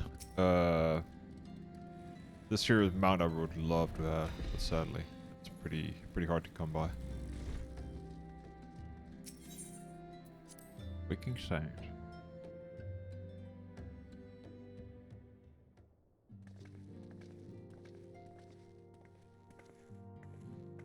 We have heard the glad tidings of Ogohomoro, my friends.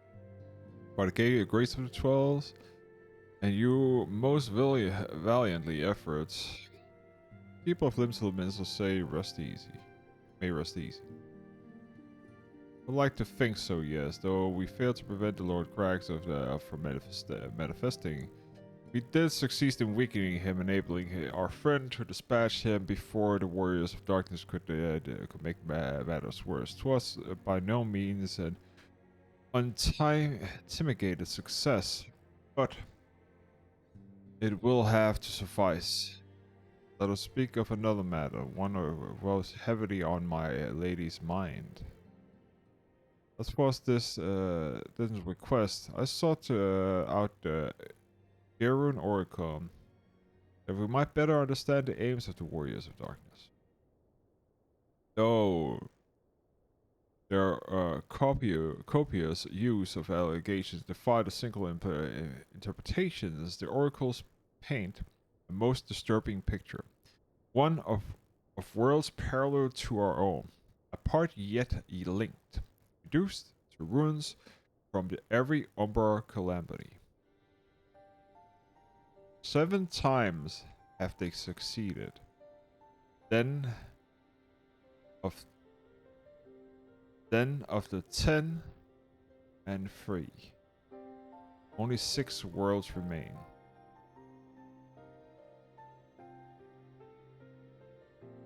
Does that mean that there were so den of 10 and free?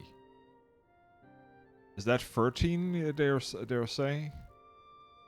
And that means 6 remain, so 7 were destroyed. Yeah, that counts. That counts. So 7 times they succeeded, den of 10 of free. So that means 10x and free 1. So that's how it's the wording of how you would say x I. Okay, now I get what the hell they were talking about. So 13, 6 left. I, all as my lady Menphilius spark onto thee. As for the cometh of these reflections, when they and the source are rejoined,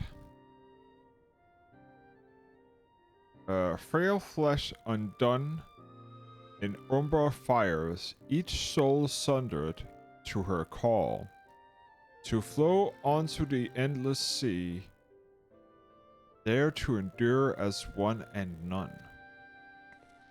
Then if the warriors of darkness succeed, everyone in the world will die?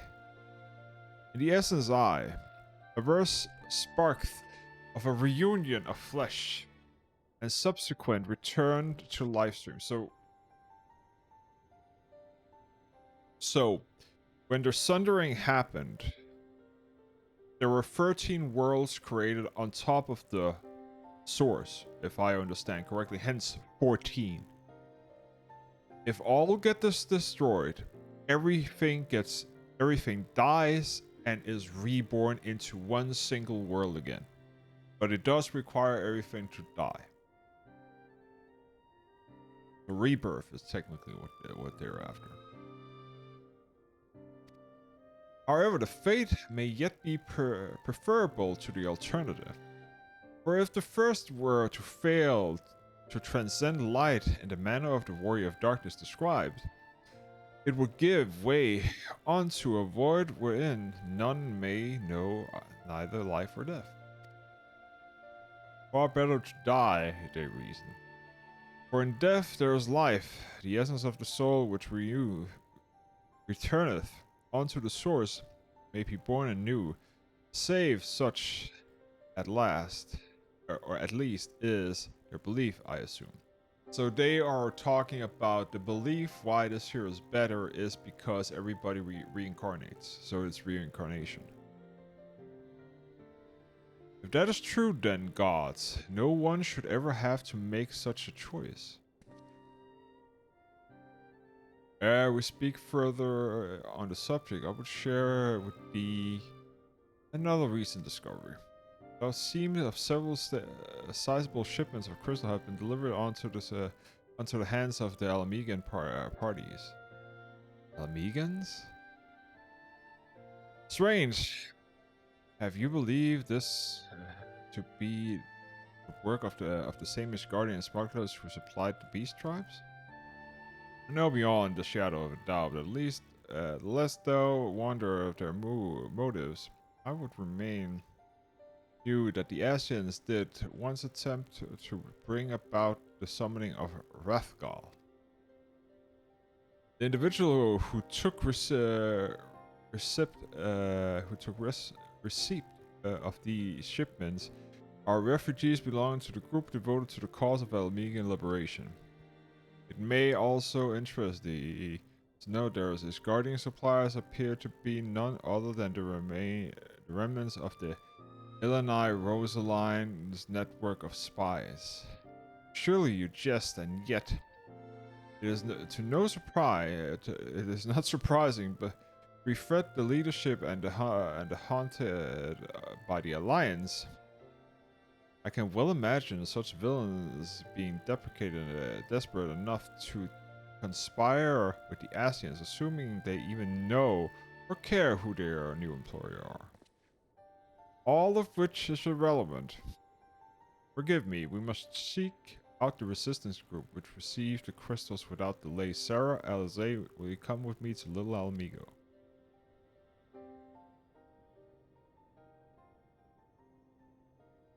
Yes, of course. Would like to hear what they have to say for themselves firsthand. May you ever walk in the light of the crystal.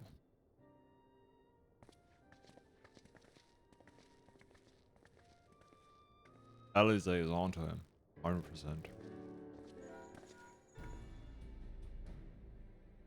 Alpha note, Alize, Sarah. Are you free listening? Good. I have tidings. The Temple Knights raided the smugglers' warehouses less than an hour ago. A cursory interrogation of the prisoners yielded confirmation that they were of the employment of, and I hope you're sitting down, a man in a black robe. Or in black robes. Then you have them. And the crystals too? What few remains, regrettably it seems they dispatched one final shipment to the in the hour before that we struck. It was bound for Little Alamigo, and we were told they were it will be received by members of the local resistance group. Since Sir Emmerich's men no longer have any need of my service, I have a mind to head that way. As do we. By happily coincidence, we learned that the shipment is but a few moments ago. Ha! There I was thinking I might finally have a step ahead of the Warrior of Light and her little helpers. Ah, wait a moment here. There is more. And I defy you not to be surprised by this revelation. The leader of Ishgardian smugglers was formerly an employee of one Ellen Rosalie, the infamous Ivy herself. Once again, Thancred, I fear I must inform you that. Thancred, with whom else have you shared this information? About the smugglers, no one. I think I mentioned the raids was less than an hour ago. I was planning to contact you stolen next, but there's someone else who would have notified me first. No, there isn't.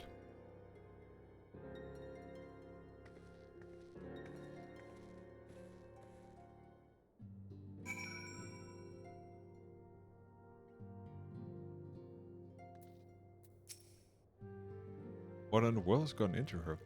It's twice now since I saw the Urianjeze that twice she has treated him as he were a stranger. Yeah, the Archon was one of her grandfather's most dedicated pupils and spent as much time at Lavalier's estate as we did, and practically a member of the family. Truth be told, I struggle to recall a day from my childhood when he did not see to the three of them laughing together. If this continues, I may have to raise the matter later, though. Little Amigo waits.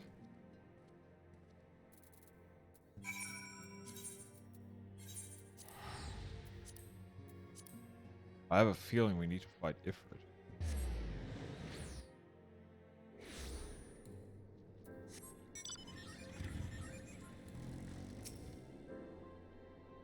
We'll get to the bottom of this. Oh, forgive me, it's been a long day. Do you have something to say? Orianti, yes, I've always struggled to understand what's going on in his head. Now more than ever. Listen, Sarah, if anything should happen, and should be me, who just note that I'm prepared to do whatever must be done. Right then. More pressing matters, since we have no idea when Thancred might arrive, I suggest we have what information we gather in his absence.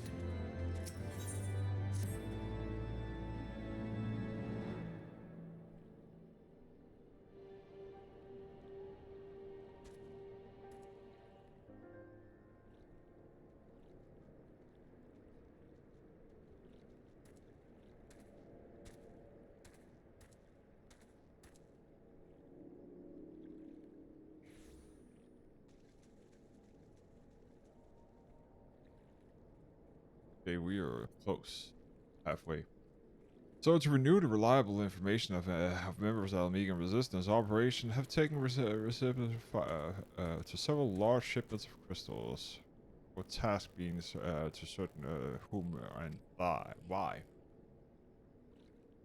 Given the size of the settlement, it's hard to believe that they would be wholly unaware of the resistance movement. The challenge, of course, will be finding individuals who are both able to and willing to share such information with outside.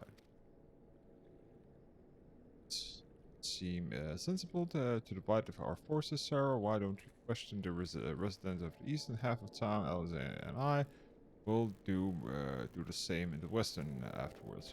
We wonderized and here shared our findings.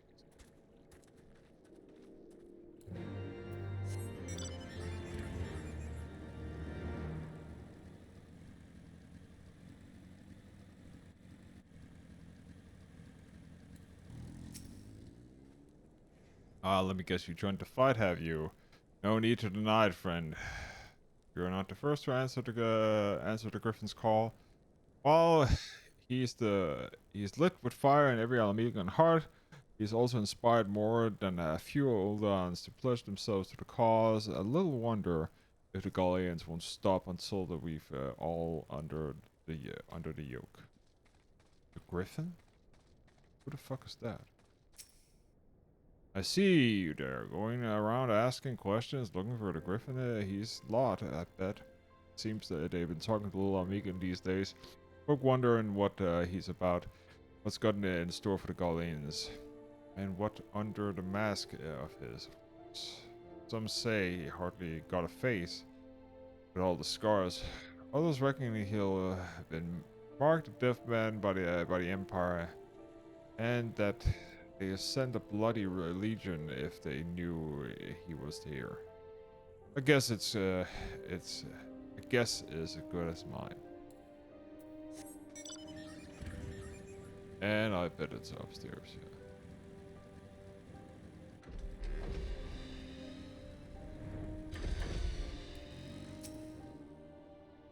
Not a resistance, damn if I know. It's not if there's anything used to them. Please. You set store by all the Tales' secrets weapons, and good luck with you. But I'm too old to mask at bedtime stories. This is our lot, and it's time we got used to it.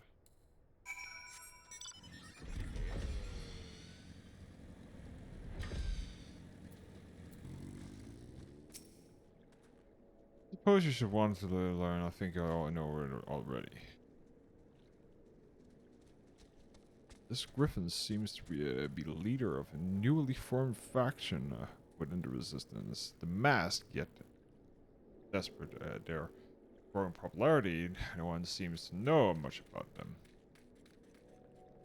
Only that the most aggressively militant group to join the movement in recent memory. Indeed, many claim their commitment to the cause of Almegan liberation is unrivaled. We can only hope the revolutionary favor is never challenged in the direction of primal. Though I feel confident that this group has received a crystal shipment, we yet lack proof. Before taking any action, I would speak with the settlement leader to confirm the suspicion mayhaps and enlist his help while I am about it. Given that you and Gundebold have already acquainted, mayhaps you should best look at the lead on the shelf.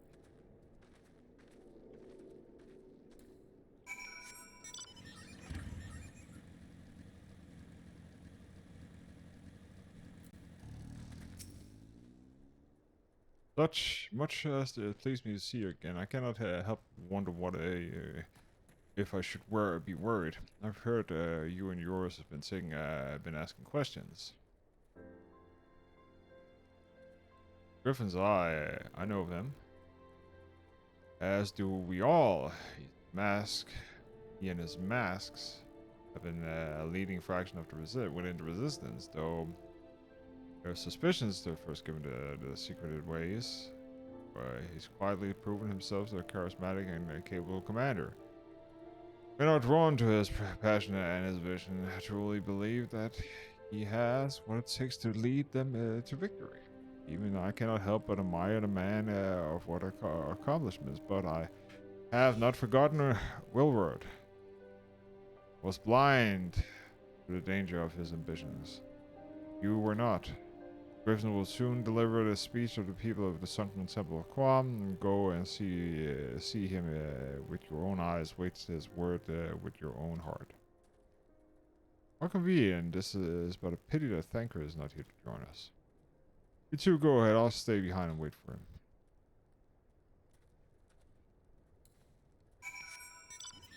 To the temple of Quam.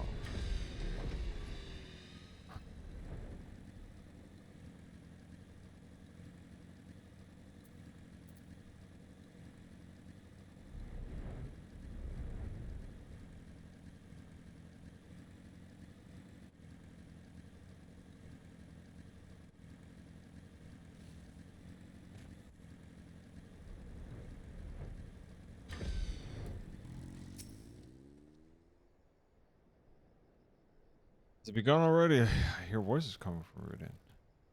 Who the hell goes into the Temple of Quam to have a meeting?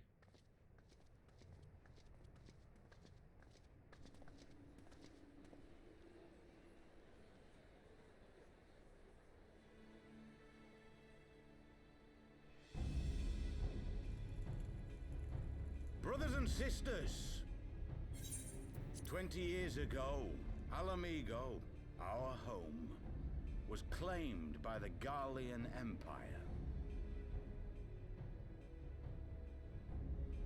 In our haste to overthrow the King of Ruin, we turned a blind eye to our foes in the north. With our glorious revolution, we but laid a path for a new tyrant to succeed the old. And when confronted with our failure, we fled.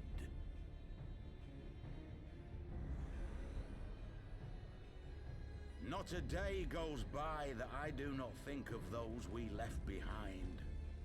Think of them and feel ashamed. And I know each and every one of you feels the same.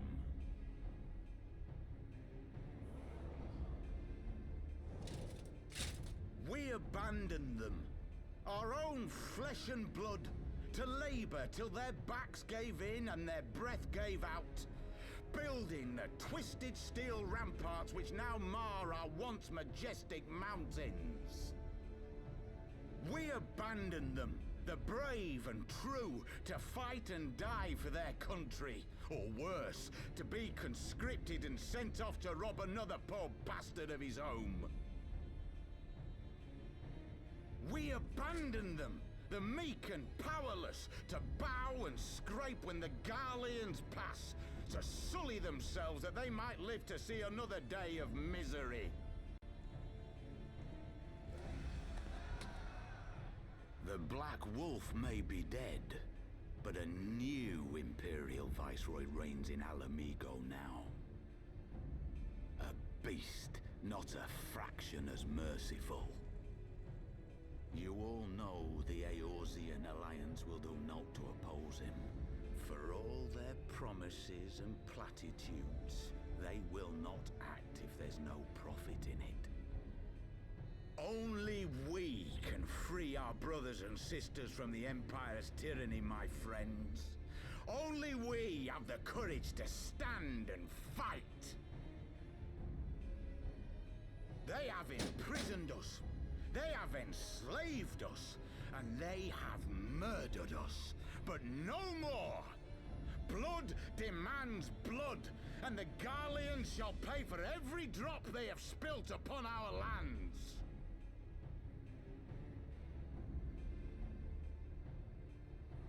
This I promise you, for we have a power within us, my friends. A power befitting our pride, our righteousness.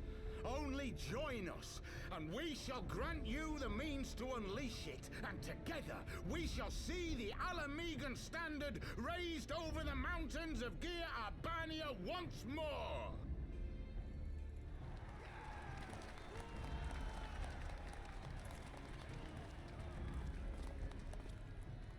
power befitting their pride. Not at all ominous, that. Wait, is that...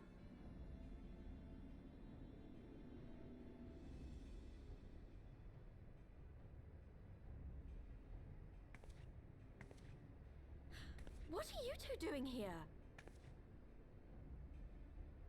I could ask you the same thing. It's just my fault. Well, well, this is quite the surprise. If you see what I see, if you feel as I... Might I suggest we continue this conversation in more agreeable surroundings? For it is not strength of arms that will win this battle, but strength of heart.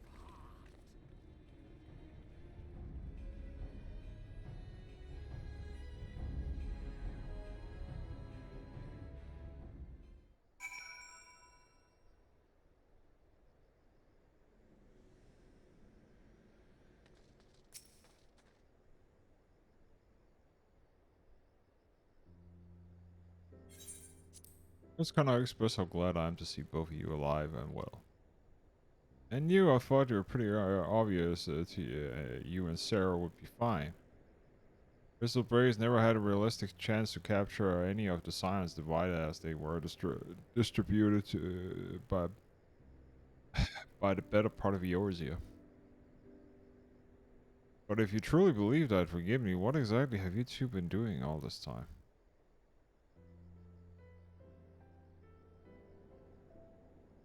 You're paying a favor. After the banquet, we had no choice but to flee Ul'dah, and would not have been able to do it without the aid of an old friend from the Resistance. That's right. They smuggled us out of the city and sheltered us in the Little Amigo. All at great risk for themselves, obvious. We couldn't let go of the unacknowledgeable, so we offered to help them with their operation for a while. But we learned of the science exoneration that Lord Dorito has severed all ties with the Crystal Brave, that the General Bond has been restated, and we resolved to make contact. But having long since discarded our link pearls as our preliminary measure, our options were rather limited. Makes matters work complicated. We were embroiled in a delicate operation at the time, leaving me a little choice but to entrust a letter to a courier. I gather from your puzzled expression, however, that you never received it. To be honest, that we thought that this might happen. While the masks are happy to let the refugees spread word within the community, they are pretty strict about communication with outsiders. Oh, and we also heard a rumor that the Griffin doesn't want us meddling in his affairs. The Griffins mistrust the signs of the Seventh Dawn. Curious. It's well known that we are no friends to the Golimal. Only one would think that the man we saw besiege all the sundry to join cause would welcome our support. Ah. To say that man you saw was not in fact the Griffiths, but an impersonator. And a talented rabble-rouser to boot. It was not surprised me that he was responsible for the majority of these public appearances. As you may have gathered, the Griffith is an extremely cautious and distributing man who has made a very effort to conceal his identity, even within the particulars in the raid. Under the direction command, we were not permitted to approach him. It's hard to know what to make of it all, the secrecy, the impersonation, the masks. But it's not as if I'm making all of you wear one. And mine's only covers half of my face. It's completely different. Anyways. When we heard the Griffins was due to give a speech, I thought it might be a good opportunity to better sense of the man's behind us, but get better sense of them. Oh, to get better sense of the man. All the good it did. And now we have heard the whole of it. But tell me, what prompted you to take the interest to the Griffin? Summoning? You're not serious, I can't believe it. Your sisters would never even entertain such a ridiculous plan, but the Griffins, well, the man is an enigma. I cannot say if any confident what he would and would not do. What I can say, however, is that the speech we heard today is not the first of to make the reference to power and capable of defeating the Empire. The Mask have made many such claims of late. I confess I assumed it was a mere bolster. But in the context of the shipment which you spoke, it is not impossible that they allure into to a primal. Whenever it is, we'll find out together. If anyone tries to stop us, they'll answer to me. Indeed. That's it. That is, assuming you'll have us.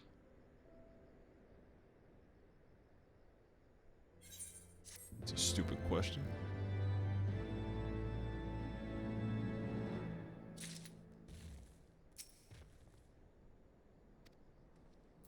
Okay, so Pepalimo, honorable heroes.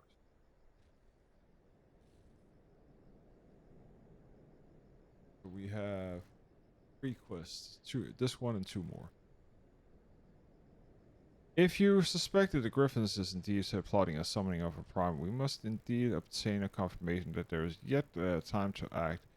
To that end, I propose we question his double. Given the role of the group de facto mouthpiece, I should not be surprised if he were the one with the Griffin's closest associations. And while he may be aware of the most sensitive details, he can probably tell us the mask plans in broad strokes. Like the man whom he impersonated, however, he is very of outsiders. He will not expose himself without a suitable incentive. My plan is as follows. You and Athlon will pose as adventurers fallen from hard times, inspired by the words of taking to arms and noble cause.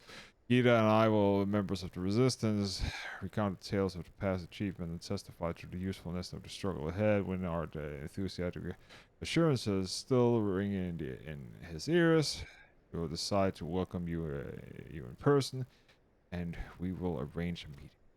You will need to look the part.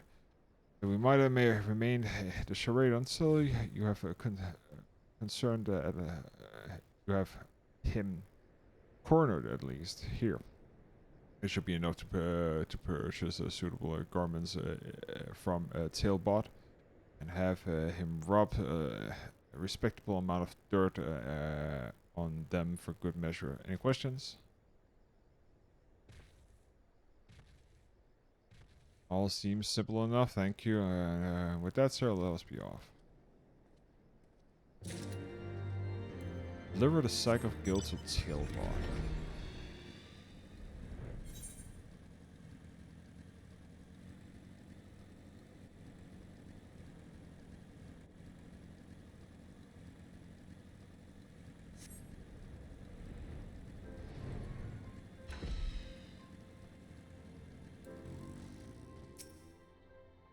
You want to buy what? You know, want to know part of it? Well, you're the ones for the guild. I've seen your friend here there of Papalimos. Here's a tunic, slops, and both of you tailored threatened taste. Now off with you before someone else sees us together. Post makes the man, as they say. Right then. I'll go change and you'll see the spot of Pamalima marked on our map. I'll wear the feather tunic, slops, speak without no. Slops.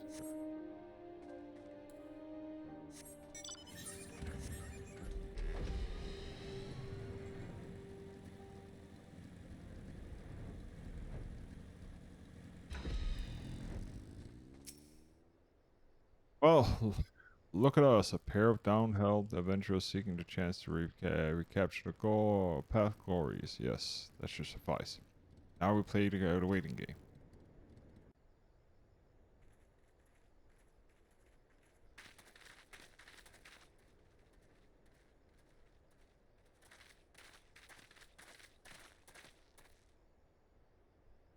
My thanks, comrades.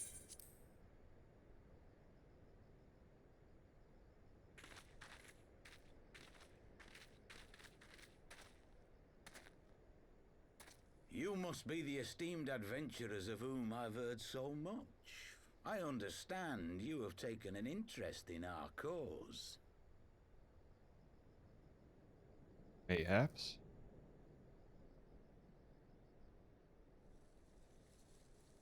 A great interest, you might say.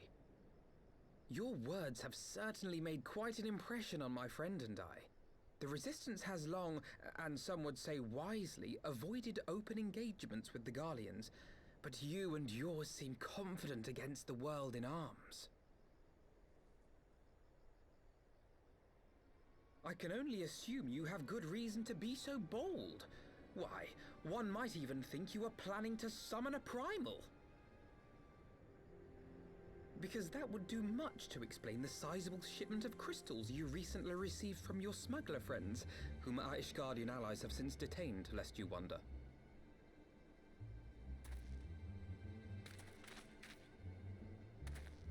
I'd like to hear more about the Griffin. The real Griffin. Your performance earlier didn't fool us.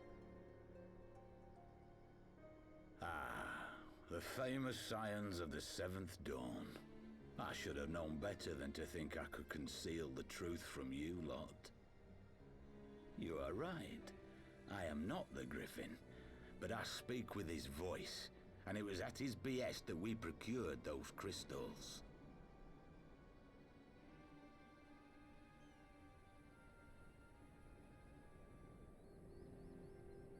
You are wrong, however, if you think that we procured them to summon a primal. We used them to reach an accord with the Amalja. In exchange for crystals to summon their god, they will aid us in the fight for Alamegan liberation. You've got to be joking. Have you gone completely mad? When people find out you helped the Lizardmen summon Ifrit, they'll turn on the Resistance. Alamigo will never be free.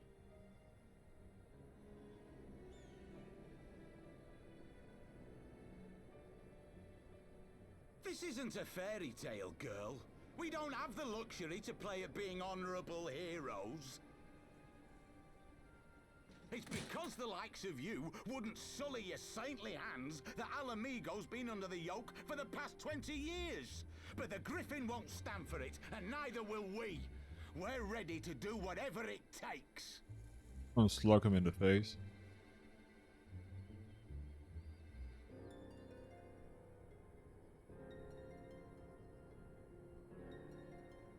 What proof do you have of this arrangement with the Amalja? What? Aside from a lack of crystals? None. But the beastmen have a great big pile of the things if you fancy looking. You might want to hurry, though.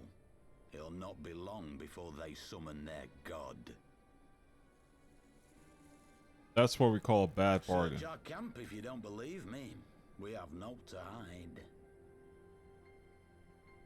That's a very bad bargain. If there is a cache to be found, Ida and I will find it.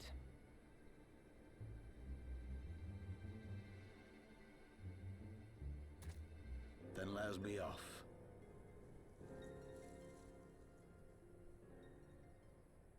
Are you perchance the Warrior of Light? Still smack him in the face. Aye, I thought so. You should know that a great many who have joined us did so because you saved them. Because you showed them that one brave woman can make a difference. You saved me too once. Helped a friend over in Quarry Mill make some medicine I needed. But that was a lifetime ago. On behalf of my brothers and sisters, I thank you. Oh, I You know. gave us He's hope one where of there the... was none. Okay. Courage and strength when all was lost. We shall not squander your gift. Still slug him in the face.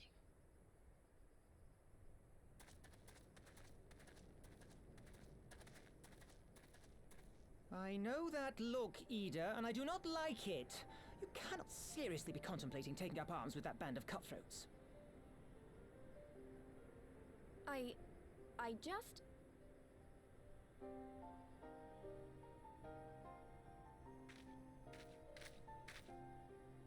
If the Griffin and his men have their way, it is only a matter of time before the situation in Alamigo comes to a head. Your homeland's future teeters on a knife edge, and any reckless action, however small, could have irrevocable consequences. That means that You mustn't lose sight of that, Ida. When the time comes, we must probably all have to make our fight, choices, but we must do so in full possession of the facts. if Now, it let us hard, away. There is work to be done. I'm guessing.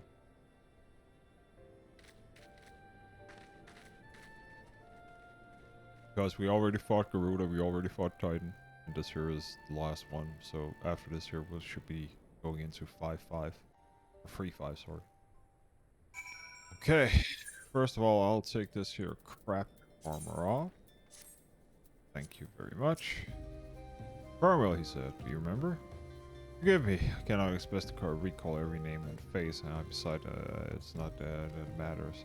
I've long admired how you live in the present, how you focus on problems at hand, and can always keep moving forward. Let us keep moving forward together, sir. We must find and secure those crews. No time to look back.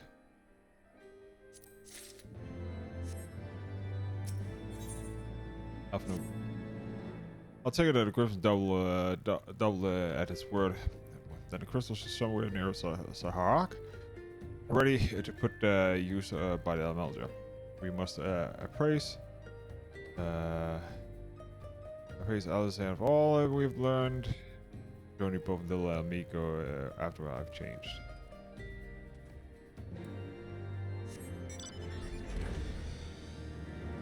Of life of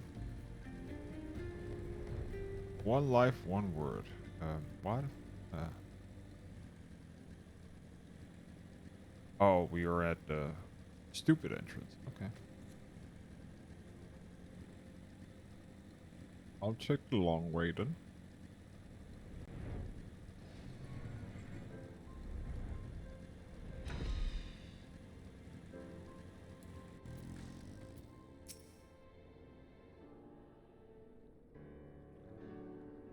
Now that Thanker has finally arrived, perhaps we could share your latest findings. Blah blah blah blah blah blah blah blah blah blah blah. You mean to tell me how we're worrying over sick the Ida and Pavlina were all here all along, and yet while they still will be relieved and also angry, mainly angry, I should think. As for the crystals, the whole choice we have. We cannot very well leave them in the hands of Malja. For now, for all we know, they could prepare the summoning effort that we speak. We must make Cesar without delay. Agree. If there is not to be else to discuss, let us depart at once. Yes, let me depart. Thank you. Oh, who do we have? Oh, there he is. And so they go forth, and according to the Griffin's plan. Prayers gather and assume that marks the stage without in the flame ere long. I'm certain shall rise into the drama which I am the author. Gods forgive me, shall at last be. What also remains, save the stand of the ready of the prayer after the chance is seized. For never shall we know its like again.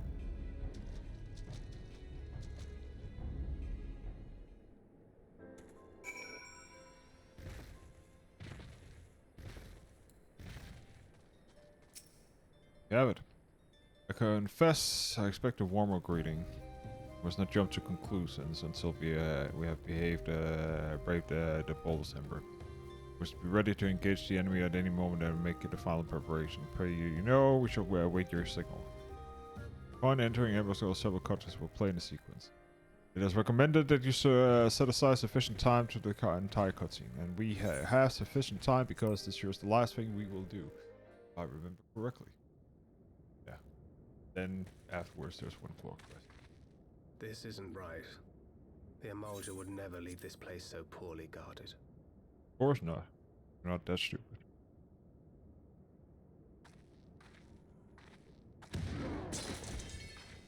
Not willingly, no.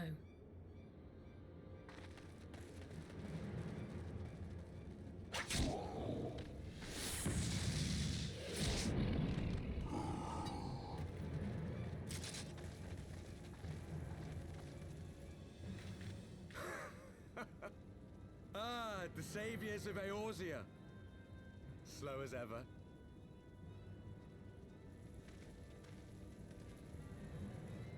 By the 12, will you never learn? You know, you're right. Mayhap it is time for a change of tack. Killing primals, tormenting beastmen, hastening the birth of a new god. It's all a bit much, isn't it? And frankly, we don't have the leisure to do it. But killing the warrior of light, on the other hand, that would soon plunge Eorzea into chaos. Bring it. One life for one world. A fair exchange. Wouldn't you agree?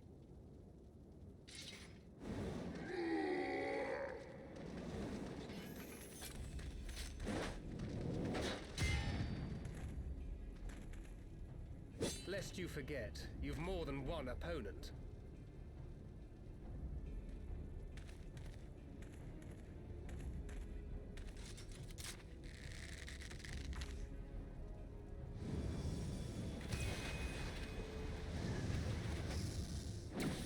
Carbuncle, defend me!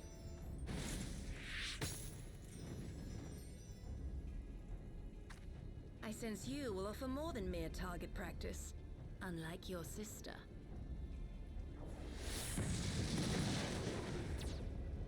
Alizé!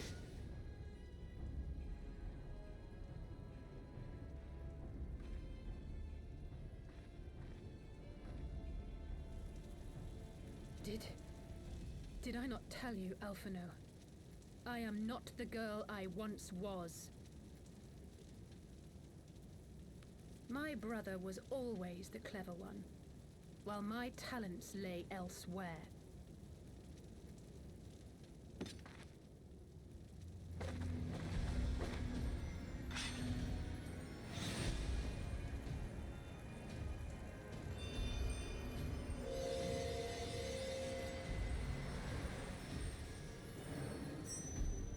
Oh, so it's here she changes jobs.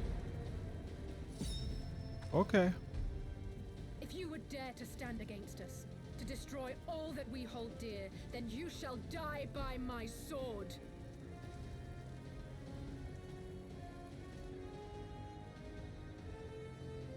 Let's finish this.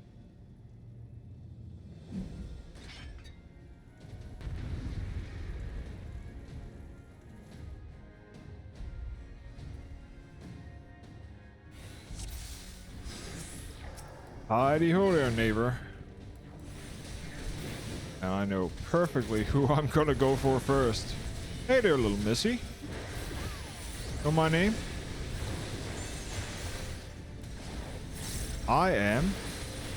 That's one. And next is you, because you think you're so clever of using cover on your friend here. I don't care. I can just kill you instead. Because I'm also a warrior. And now on to the Black Mage. I know how... Oh! Asshole. Revived. I don't care about this. I can do this.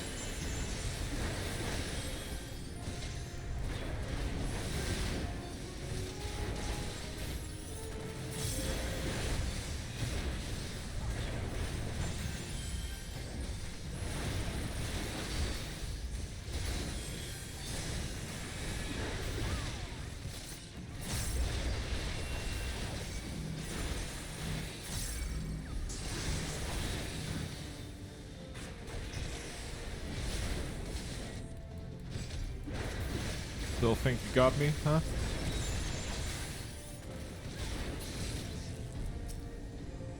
Mr. Black Mage. Pick. You motherfucker! Who is it that fucking rezzing? Okay, fuck you. Okay, time to just mow you down.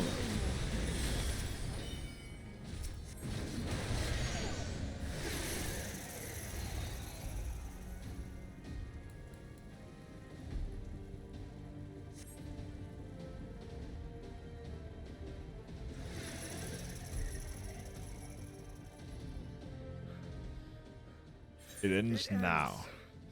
Now. So you used home gang here.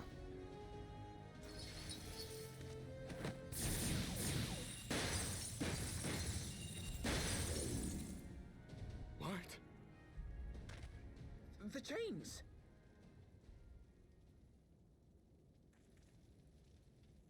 You snake! You would betray us as well? He that holdeth fast unto his convictions shall never count betrayal amongst his crimes, though all the world may call him villain. My path is unchanged, my creed sacrosanct. This I believe with all my heart. But say, warrior of darkness, and speak true, what dost thou believe? That rendering up the souls of thy world in service to the rejoining will grant it salvation? Nay. By the 12! Oriange!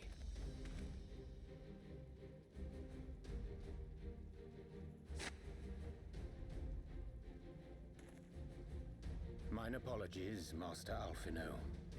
That the brightest light might shine, duty did compel me to walk in darkest shade.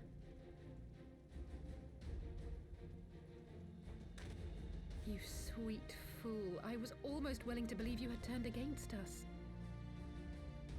I expect a full explanation when this is over. For now, may I assume you have turned your cloak for the last time? Thou mayest, my lady.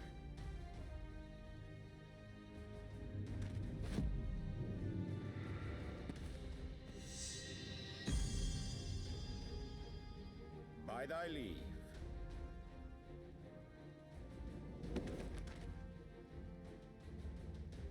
Even odds, then. No matter. We'll crush the lot of you in one fell swoop!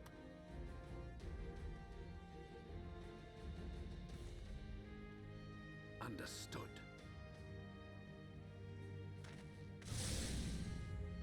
Hearken to me. We only have one chance. Channel your ether into my blade that I might strike before the mage casts his spell. I cannot do it alone, but together we can defeat them!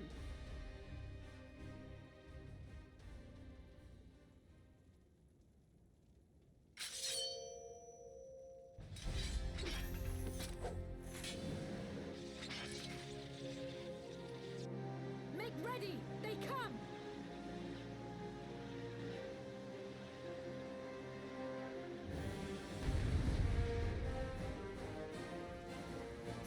There.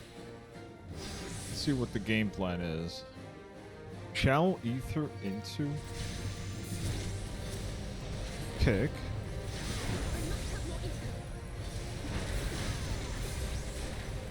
Yeah, but right now I'm a little bit occupied.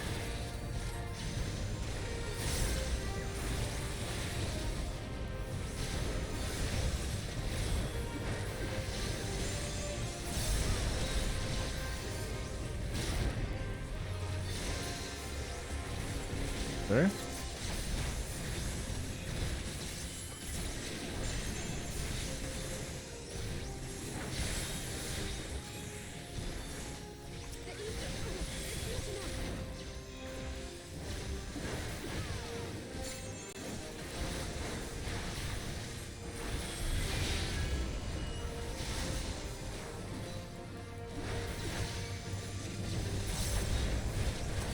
Okay, just gonna kill you then.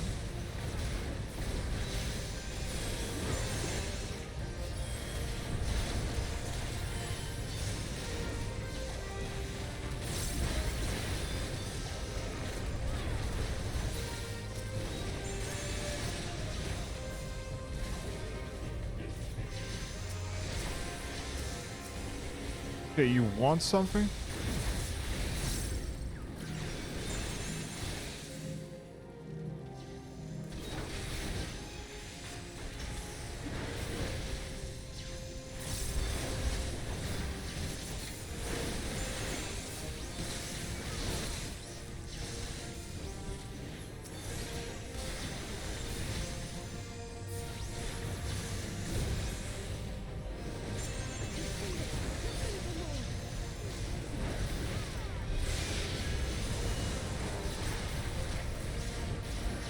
Pisses me off every time they heal. Like, you can cut these assholes down in a couple of seconds.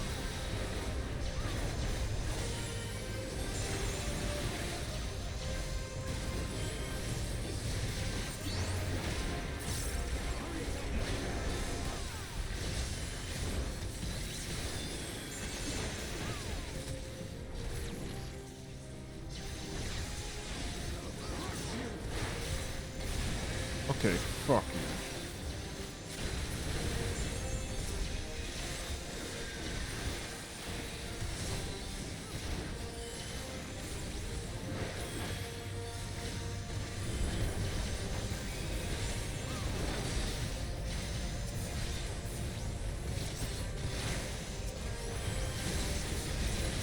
Okay, yeah, he is hitting me. I need to kill him.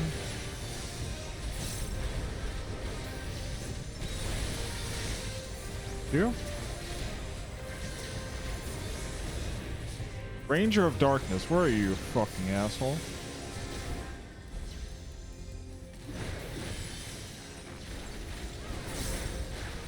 Ranger of Darkness, huh? How you like this now? How you like me now, huh? Asshole. Oh, come on! Fuck you! So stupid. Come on.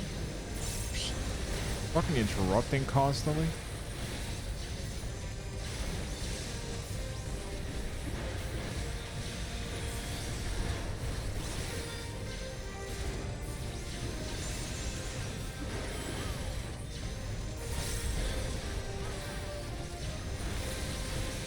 Thank you.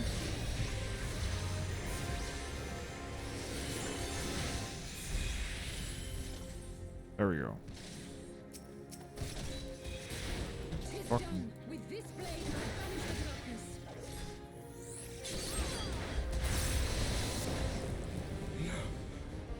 Not like this. There we go.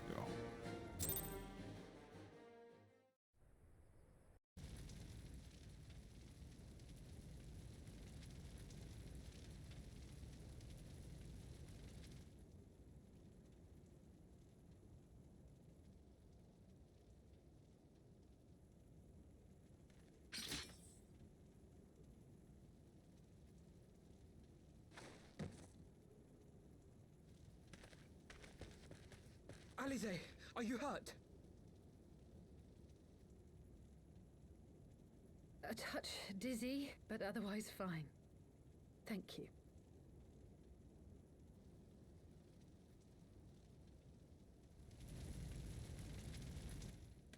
And there you have it. Our friend is too stubborn to die.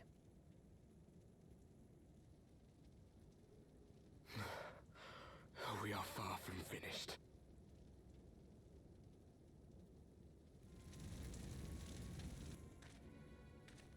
Or have you never considered how we came to this world?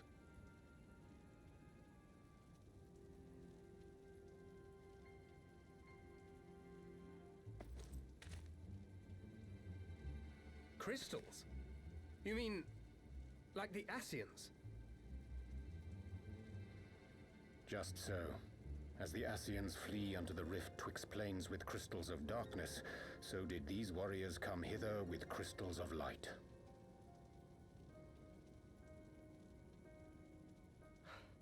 Eloquent, as always.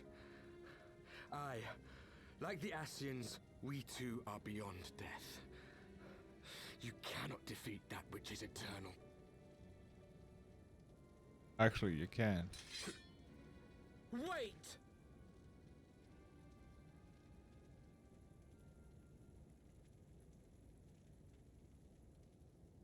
Such methods as the Asians employ require the renunciation of the flesh. You would have had to...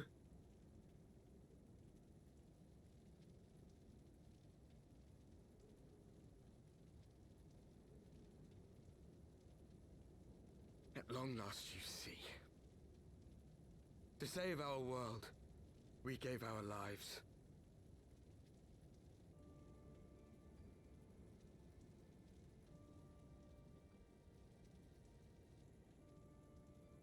We were just adventurers trying to make our way. An odd job here, a favor there. We never aspired to be warriors of light. But word of our deeds spread, and soon people were calling us heroes. They placed their hopes and dreams on our shoulders, and bid us fight for all that was good and right.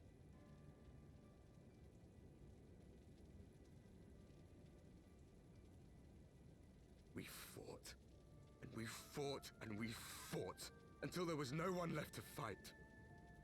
We won! And now our world is being erased from existence.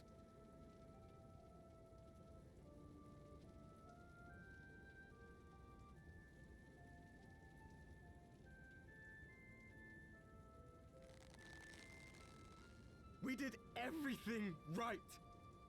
Everything that was asked of us, and still it came to this. You of all people should understand. We cannot, we will not falter. We brought our world to the brink of destruction, and now we must save it.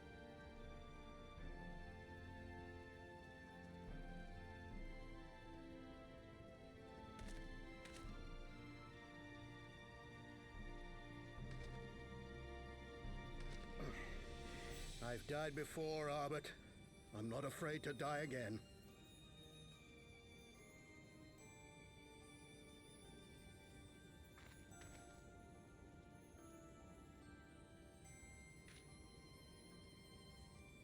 No matter how many times we fall, we must rise and carry on the fight for those we left behind.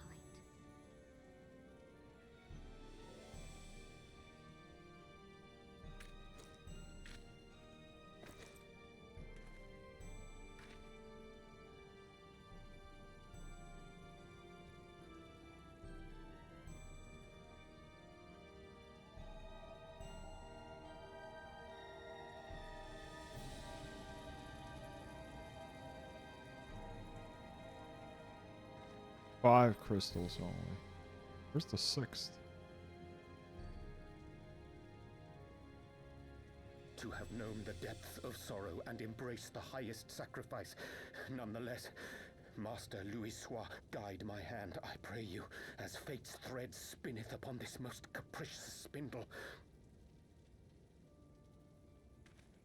Quickly! Thou must needs invoke the power of thy crystal.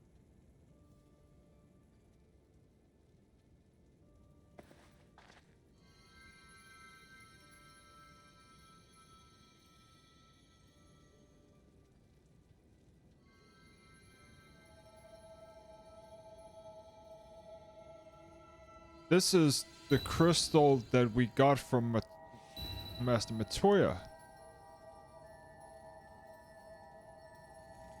Because that is a purer crystal. Or is that our own because Master Matoya had one? And did she not? No, she lent it to Kryl.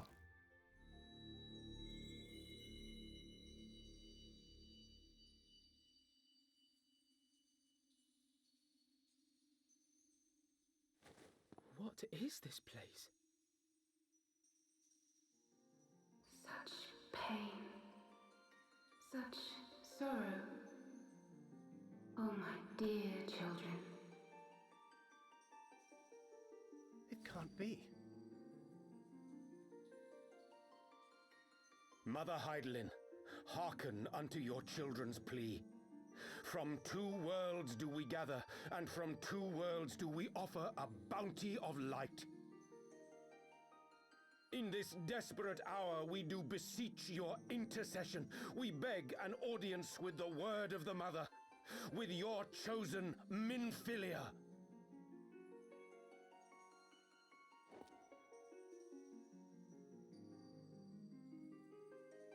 Your cries go not unheard, nor your sacrifices unnoticed. Though many are lost, there are those we can yet save, whom I can yet save.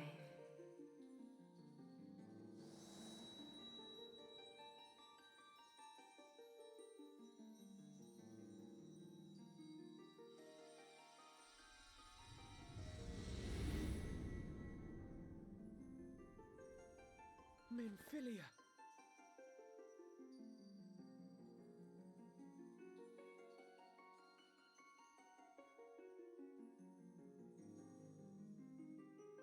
Blessed children of the first, the light of your world hath grown blinding in its radiance, but it is not yet absolute.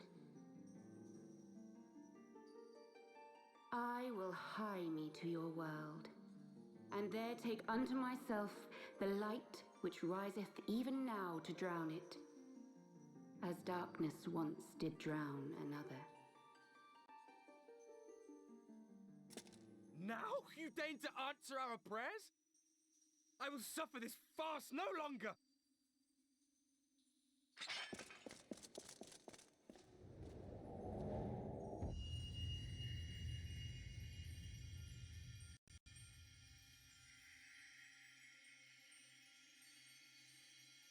As the Ascians must serve as instruments of Zodiac's will, so too must others carry out the will of Hydaelyn. But for the boon you have granted her, she has grown strong enough to set me free, that I might serve as her emissary. Your suffering, your sacrifice, your supplications, she has heard all. We will not let the first fall to light.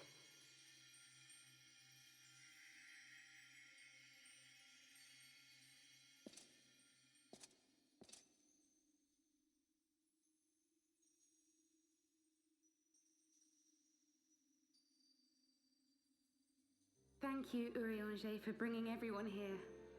It fills my heart with joy to look upon the faces of my friends once more.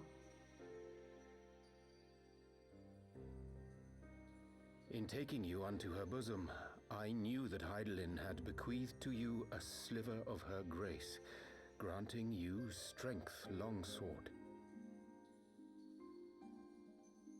And in treating with the Ascians, I learnt of a star like unto our own, a doomed world of fallen heroes, in whom I glimpsed ourselves, the first.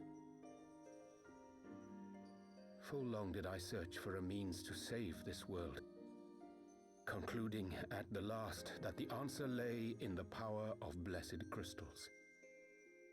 And thus did I labor to set light against dark. Yet I knew from the beginning that this salvation would not come without sacrifice. For the instrument of the first's deliverance would of necessity be required to journey thither, there to remain, mayhap forever. You orchestrated all of this, not to save her, but to send her away!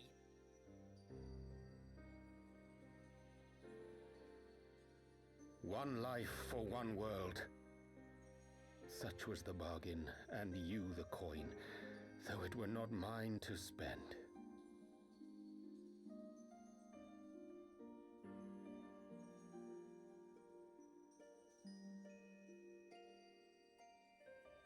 Have we not walked together in the light of the crystal, and at her bidding borne witness to the joys and sorrows of this land?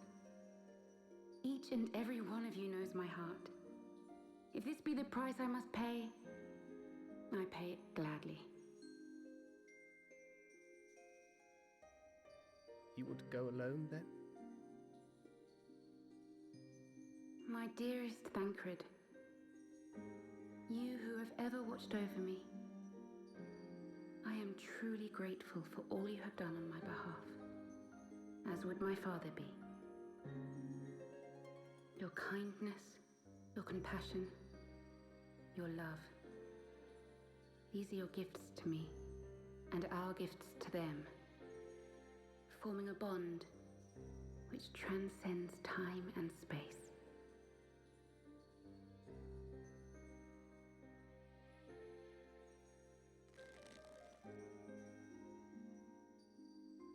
Sometimes I forget you are not the child I once knew. Make me proud.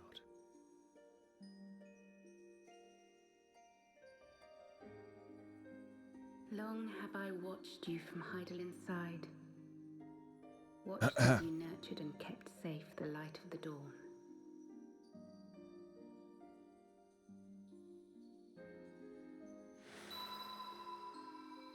The dark recesses of the world hide untold secrets and dangers. Thus do I entrust to you, Tupsimati.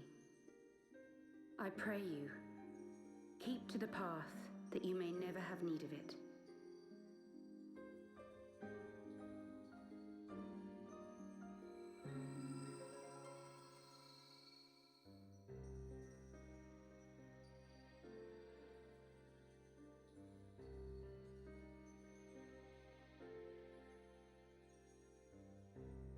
Twould seem the power of our crystals is all but spent.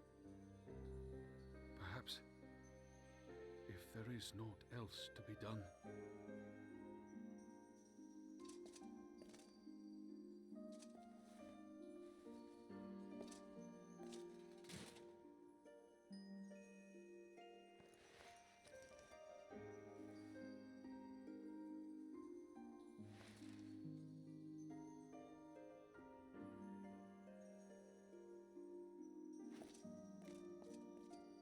Hear me, servant of Heidelin. If you would have us place our trust in you, then I would ask a favor. Take us with you. Take us home.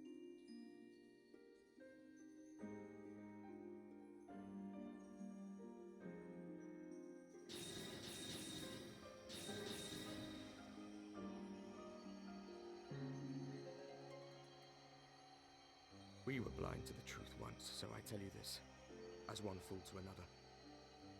Light, dark, it doesn't matter. What matters is how you choose to use them.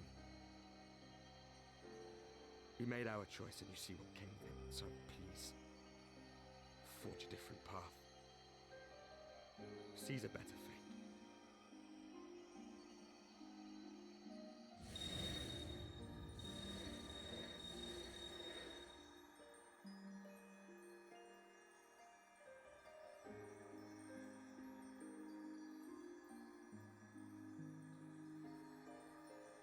It is a strange feeling. So many times have I watched you depart, my heart filled with worry. And ever did you return to me in triumph. Someday, when I have found a way to free this star from her sorrow, I promise you I shall repay the favor.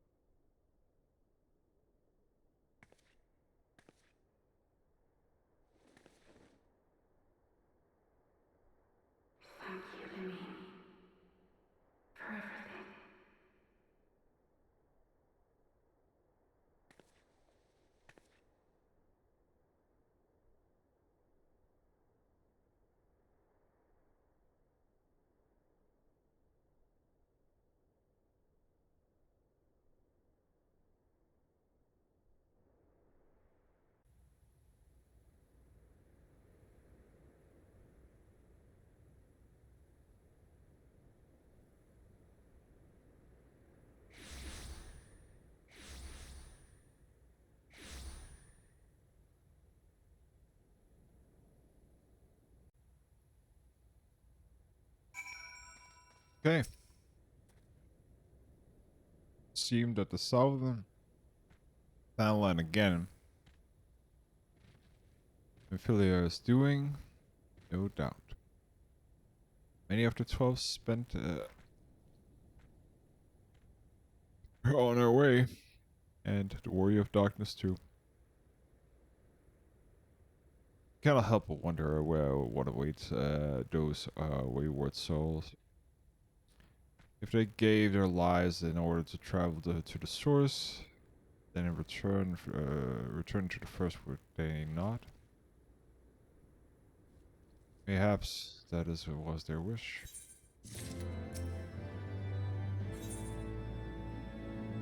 An ending for a mark of new beginning. This here is last quest of today. Forgive me, my thoughts were elsewhere. And this when I know full well where there's yet work to be done. The crystals. Leave them to me. I'll go back to Zark and secure them. Amaljar will be in disarray and tarnishing of the Warrior of Darkness gave them. They are not likely to notice a lone bard sulking about. Well, thank you. You don't have to do this, I know. But I want to. I will see you at the Rising Stones.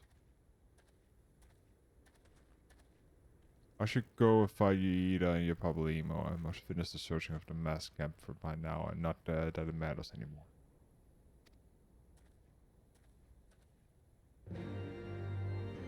What is it? You must be tired, sir. I know I am.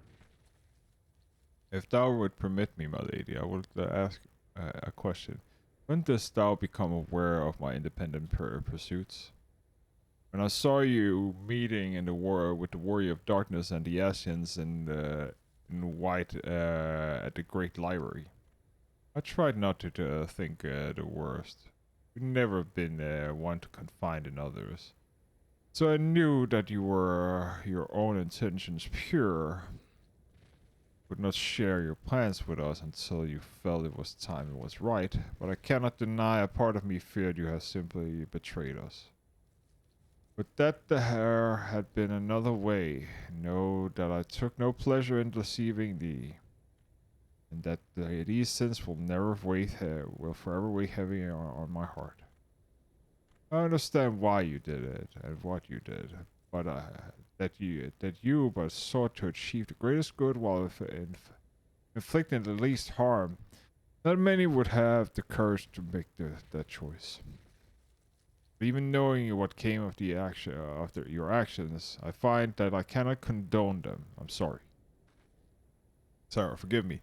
I believe the event of the day has taken a toll on me. I should like to rest for a while. If thou would grant me leave, I would gladly escort thee to the refugees in thine choosing. Once my lady hath regained her strength, I shall join you at the Rising Stone. Until then, Warrior of Light. Speak with Papalimo.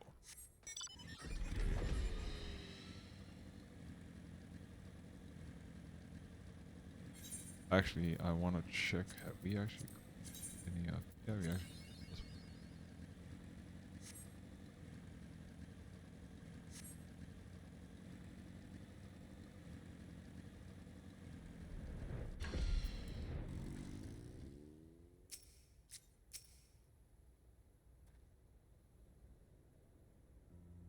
Sarah, have note said that you will be joining us. Well, it seemed that Griffin is double was telling the truth, and so far we have found nothing resembling a sizable cache of crystals in the mass camp. Do you perchance find anything at the Zadak? Actually,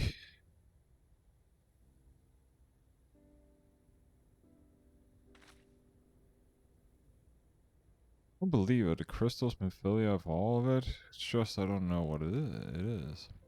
I sympathize, Yida. Now, even now, I struggle to comprehend that which I saw. The only thing I can say with certainty is that I feel blessed So I've been granted the final chance to speak with Thwas Bittersweet Eye, but also affirming. Of a note, I believe in the past, Yida and I joined the Science. We have been away too far too long.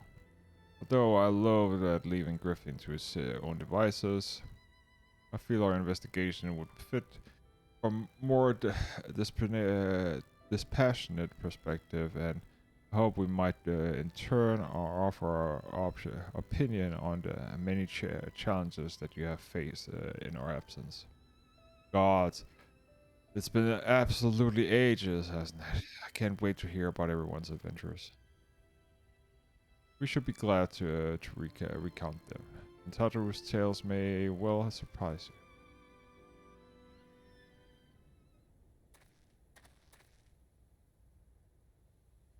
Ida.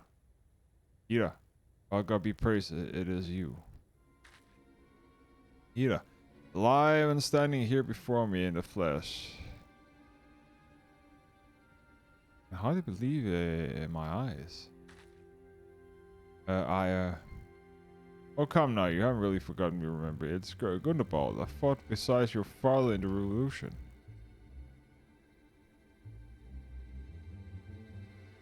What do you think less of her, friend? It's been 20 years since our occupation sent us our separate ways, but the resistance were always welcome to little amigo, gave us hope, and to young Ida most of all. Ida here was always full of fire. Ever the first to volunteer for a mission until the day she up and vanished, that is. There are rumors that she feared the worst, but here you are, alive and well, looking nary a day older. Well, what can I say? I'm sorry for running off like that and making you all worry. It's still a long story, but you see, I got involved with friends here and the Scions, and oh, sorry, we're here in the circle of knowing back then. I might, anyways, I wanted to come back and tell you, but was all very sensitive stuff in that time, and you can see that I'm completely fine. You know, we've got a lot to talk about, and we will. But right now, I've got to hurry back to our headquarters. My friends are expecting me.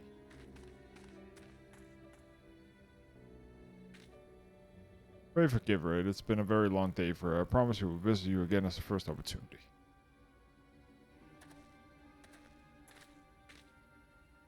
Let us first return to the Rising Stone.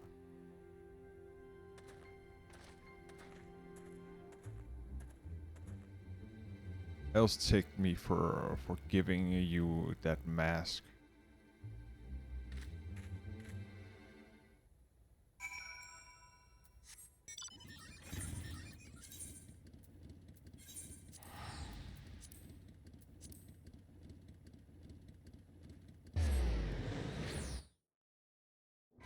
More plotting, more scheming.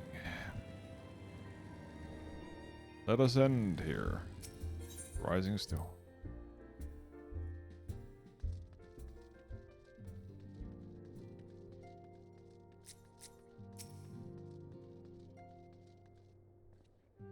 Welcome home, Sarah. I trust your journey has been uneventful. I will see you pleased to hear the tanker that was secured to Crystal, and he sent word short a while ago. Once he delivered them to safety into Templi's care, he will rejoin us here and will declare the matter officially closed. While awaiting your arrival, I took the opportunity to contact your stolen Kral and brief them on all the occurrences.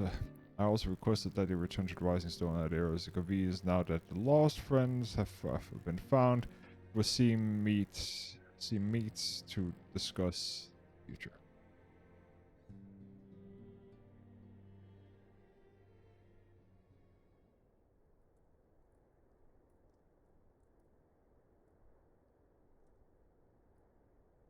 Back in the solar. It's been too long since we were all together like this. Not since after Moonbraider. Much has changed since then. Oh, Papalimo's back to his not hoodie thing.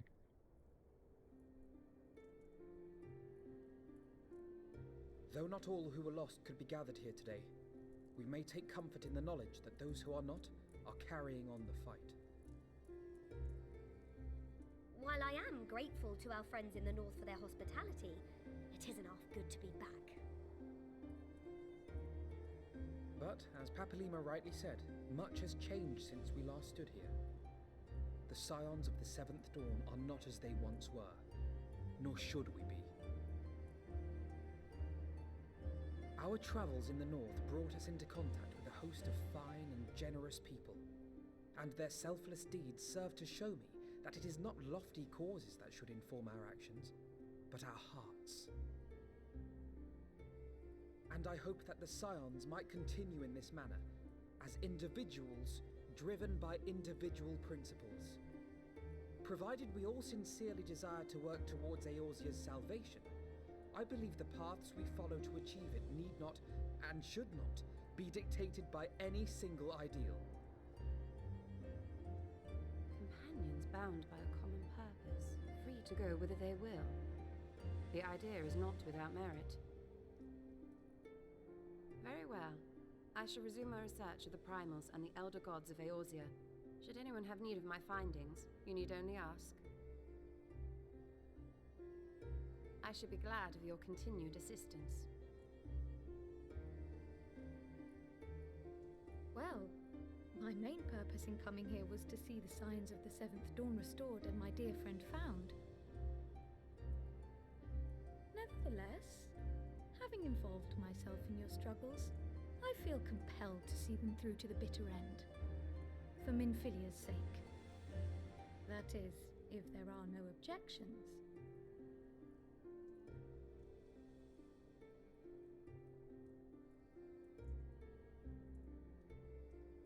You will always be welcome here, Kryl.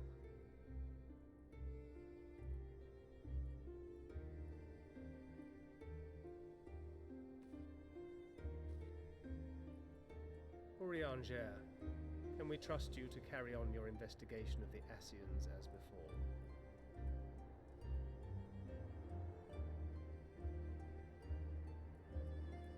Regardless of mine own desires, I am undeserving of your trust, having so villainously deceived you all. Now, I'll hear no more of that. 'Twould be disrespectful of Minfilia's wishes. She entrusted matters here to us, that we might protect this star and understand the truth which hides at her heart. Mayhap I can handle the former, but I think you far better suited to the latter. No?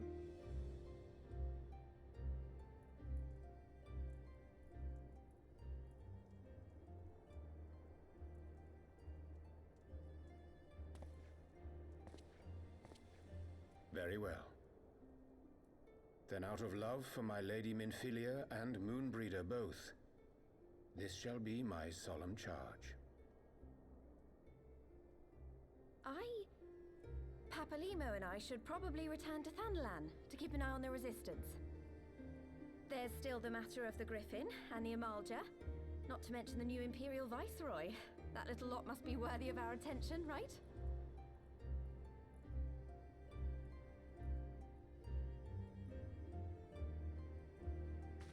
And what will you do, Alize? You know I have no great love for organizations and formalities.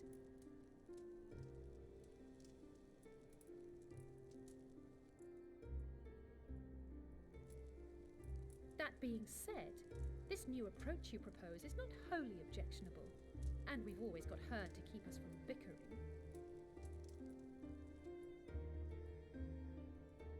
But I will suffer no titles. I am not here for House Leveilleur, nor to walk in Grandfather's shadow. Upon that point, we see eye to eye.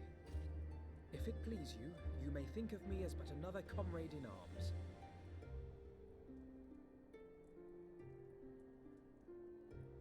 Well then, Alfie, I, for my part, shall see to the paperwork and the finances with my characteristic aplomb. I would not have it any other way, Tataru. And we mustn't forget you. What now for the Warrior of Light? Well, The list is long of shit that I need to do. But I think I'll spare some time to help.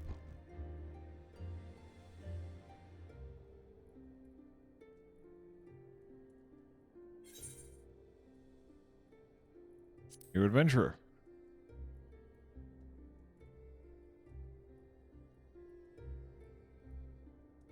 Indeed. The path behind us was fraught with hardship, and the path before us will be no less unforgiving. But a new dawn shall break over the realm, and I see before me the faces of those who will deliver it.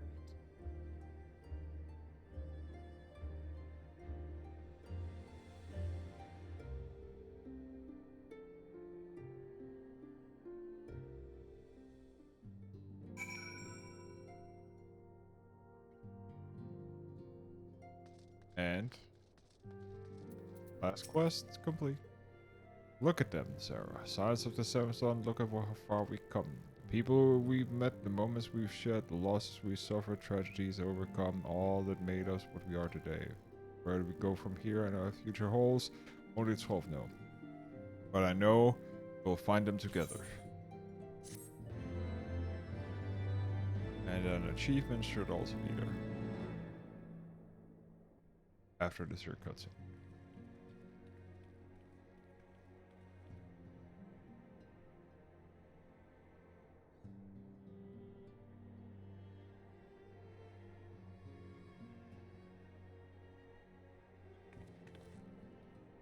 One world's heroes are another world's villains. One world's loss, another world's gain. Eat. Where men go as one, there is life. And where there is life,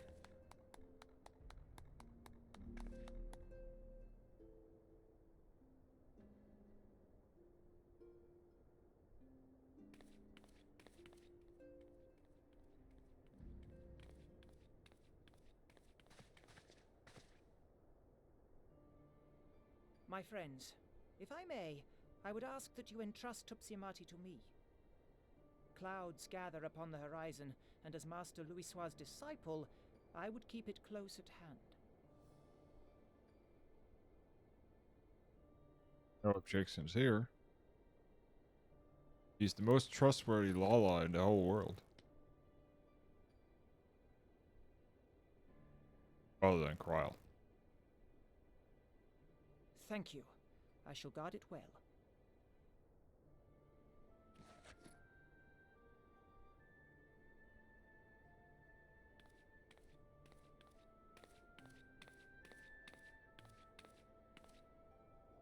there is cause to hope.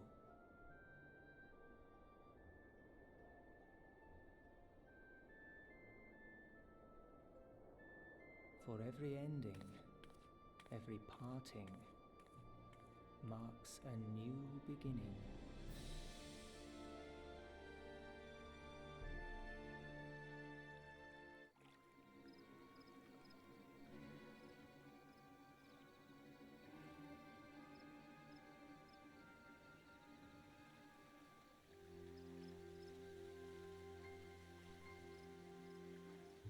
Well done, brother. I resumed normal duties and rejoined the others on the battle to come to the great day. Yet, and sent to stand you were all on the glory days.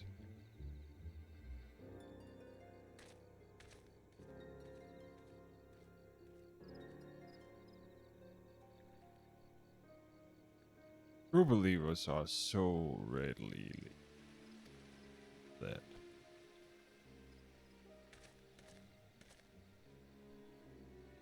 I will give them everything they desire, all of which I have prayed. Doubts. And say the same for your pawns. Get what you wanted then, all worth that as well. There are some unexpected developments, but there are ultimately no advantage or advantage. Be a host and suffice, the light or dark.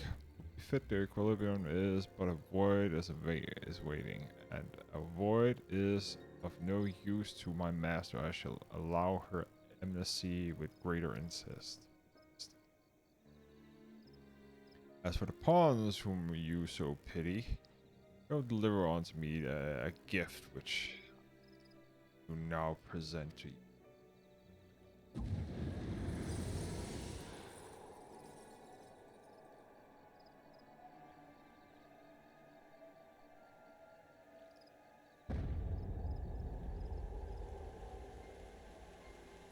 Eyes of Nidhogg.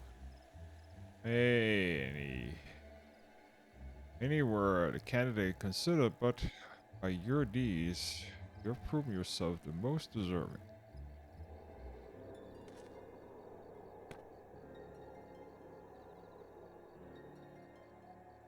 Man of boundless rage and abundance despair is a beast, breast beast, a heart of beats a heart which thirst of vengeance. Only are fit to wield these eyes for weal or for woe.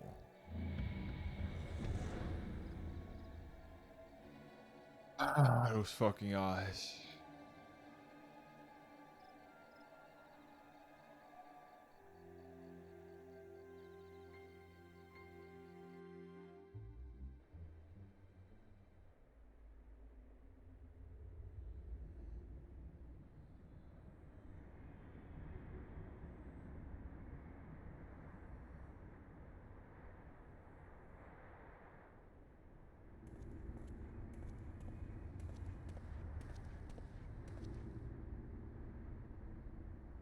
So this is here. Oh.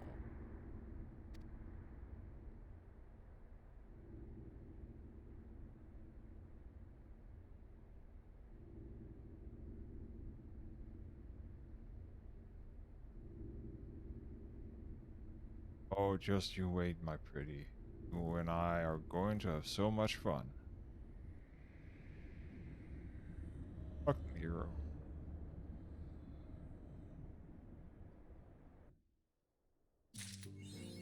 And that's it for today, guys. That's it for today. Thank you for stopping by. Thank you for being in the chat and wishing me better better health or speedy recovery. I am probably not going to stream tomorrow. I'm going to be enjoying myself if I'm healthier. I'm going to be enjoying a Resident Evil 8 DLC. And maybe at some point I'll stream that also. But for now, we are focusing on Final Fantasy. So until then, until next time.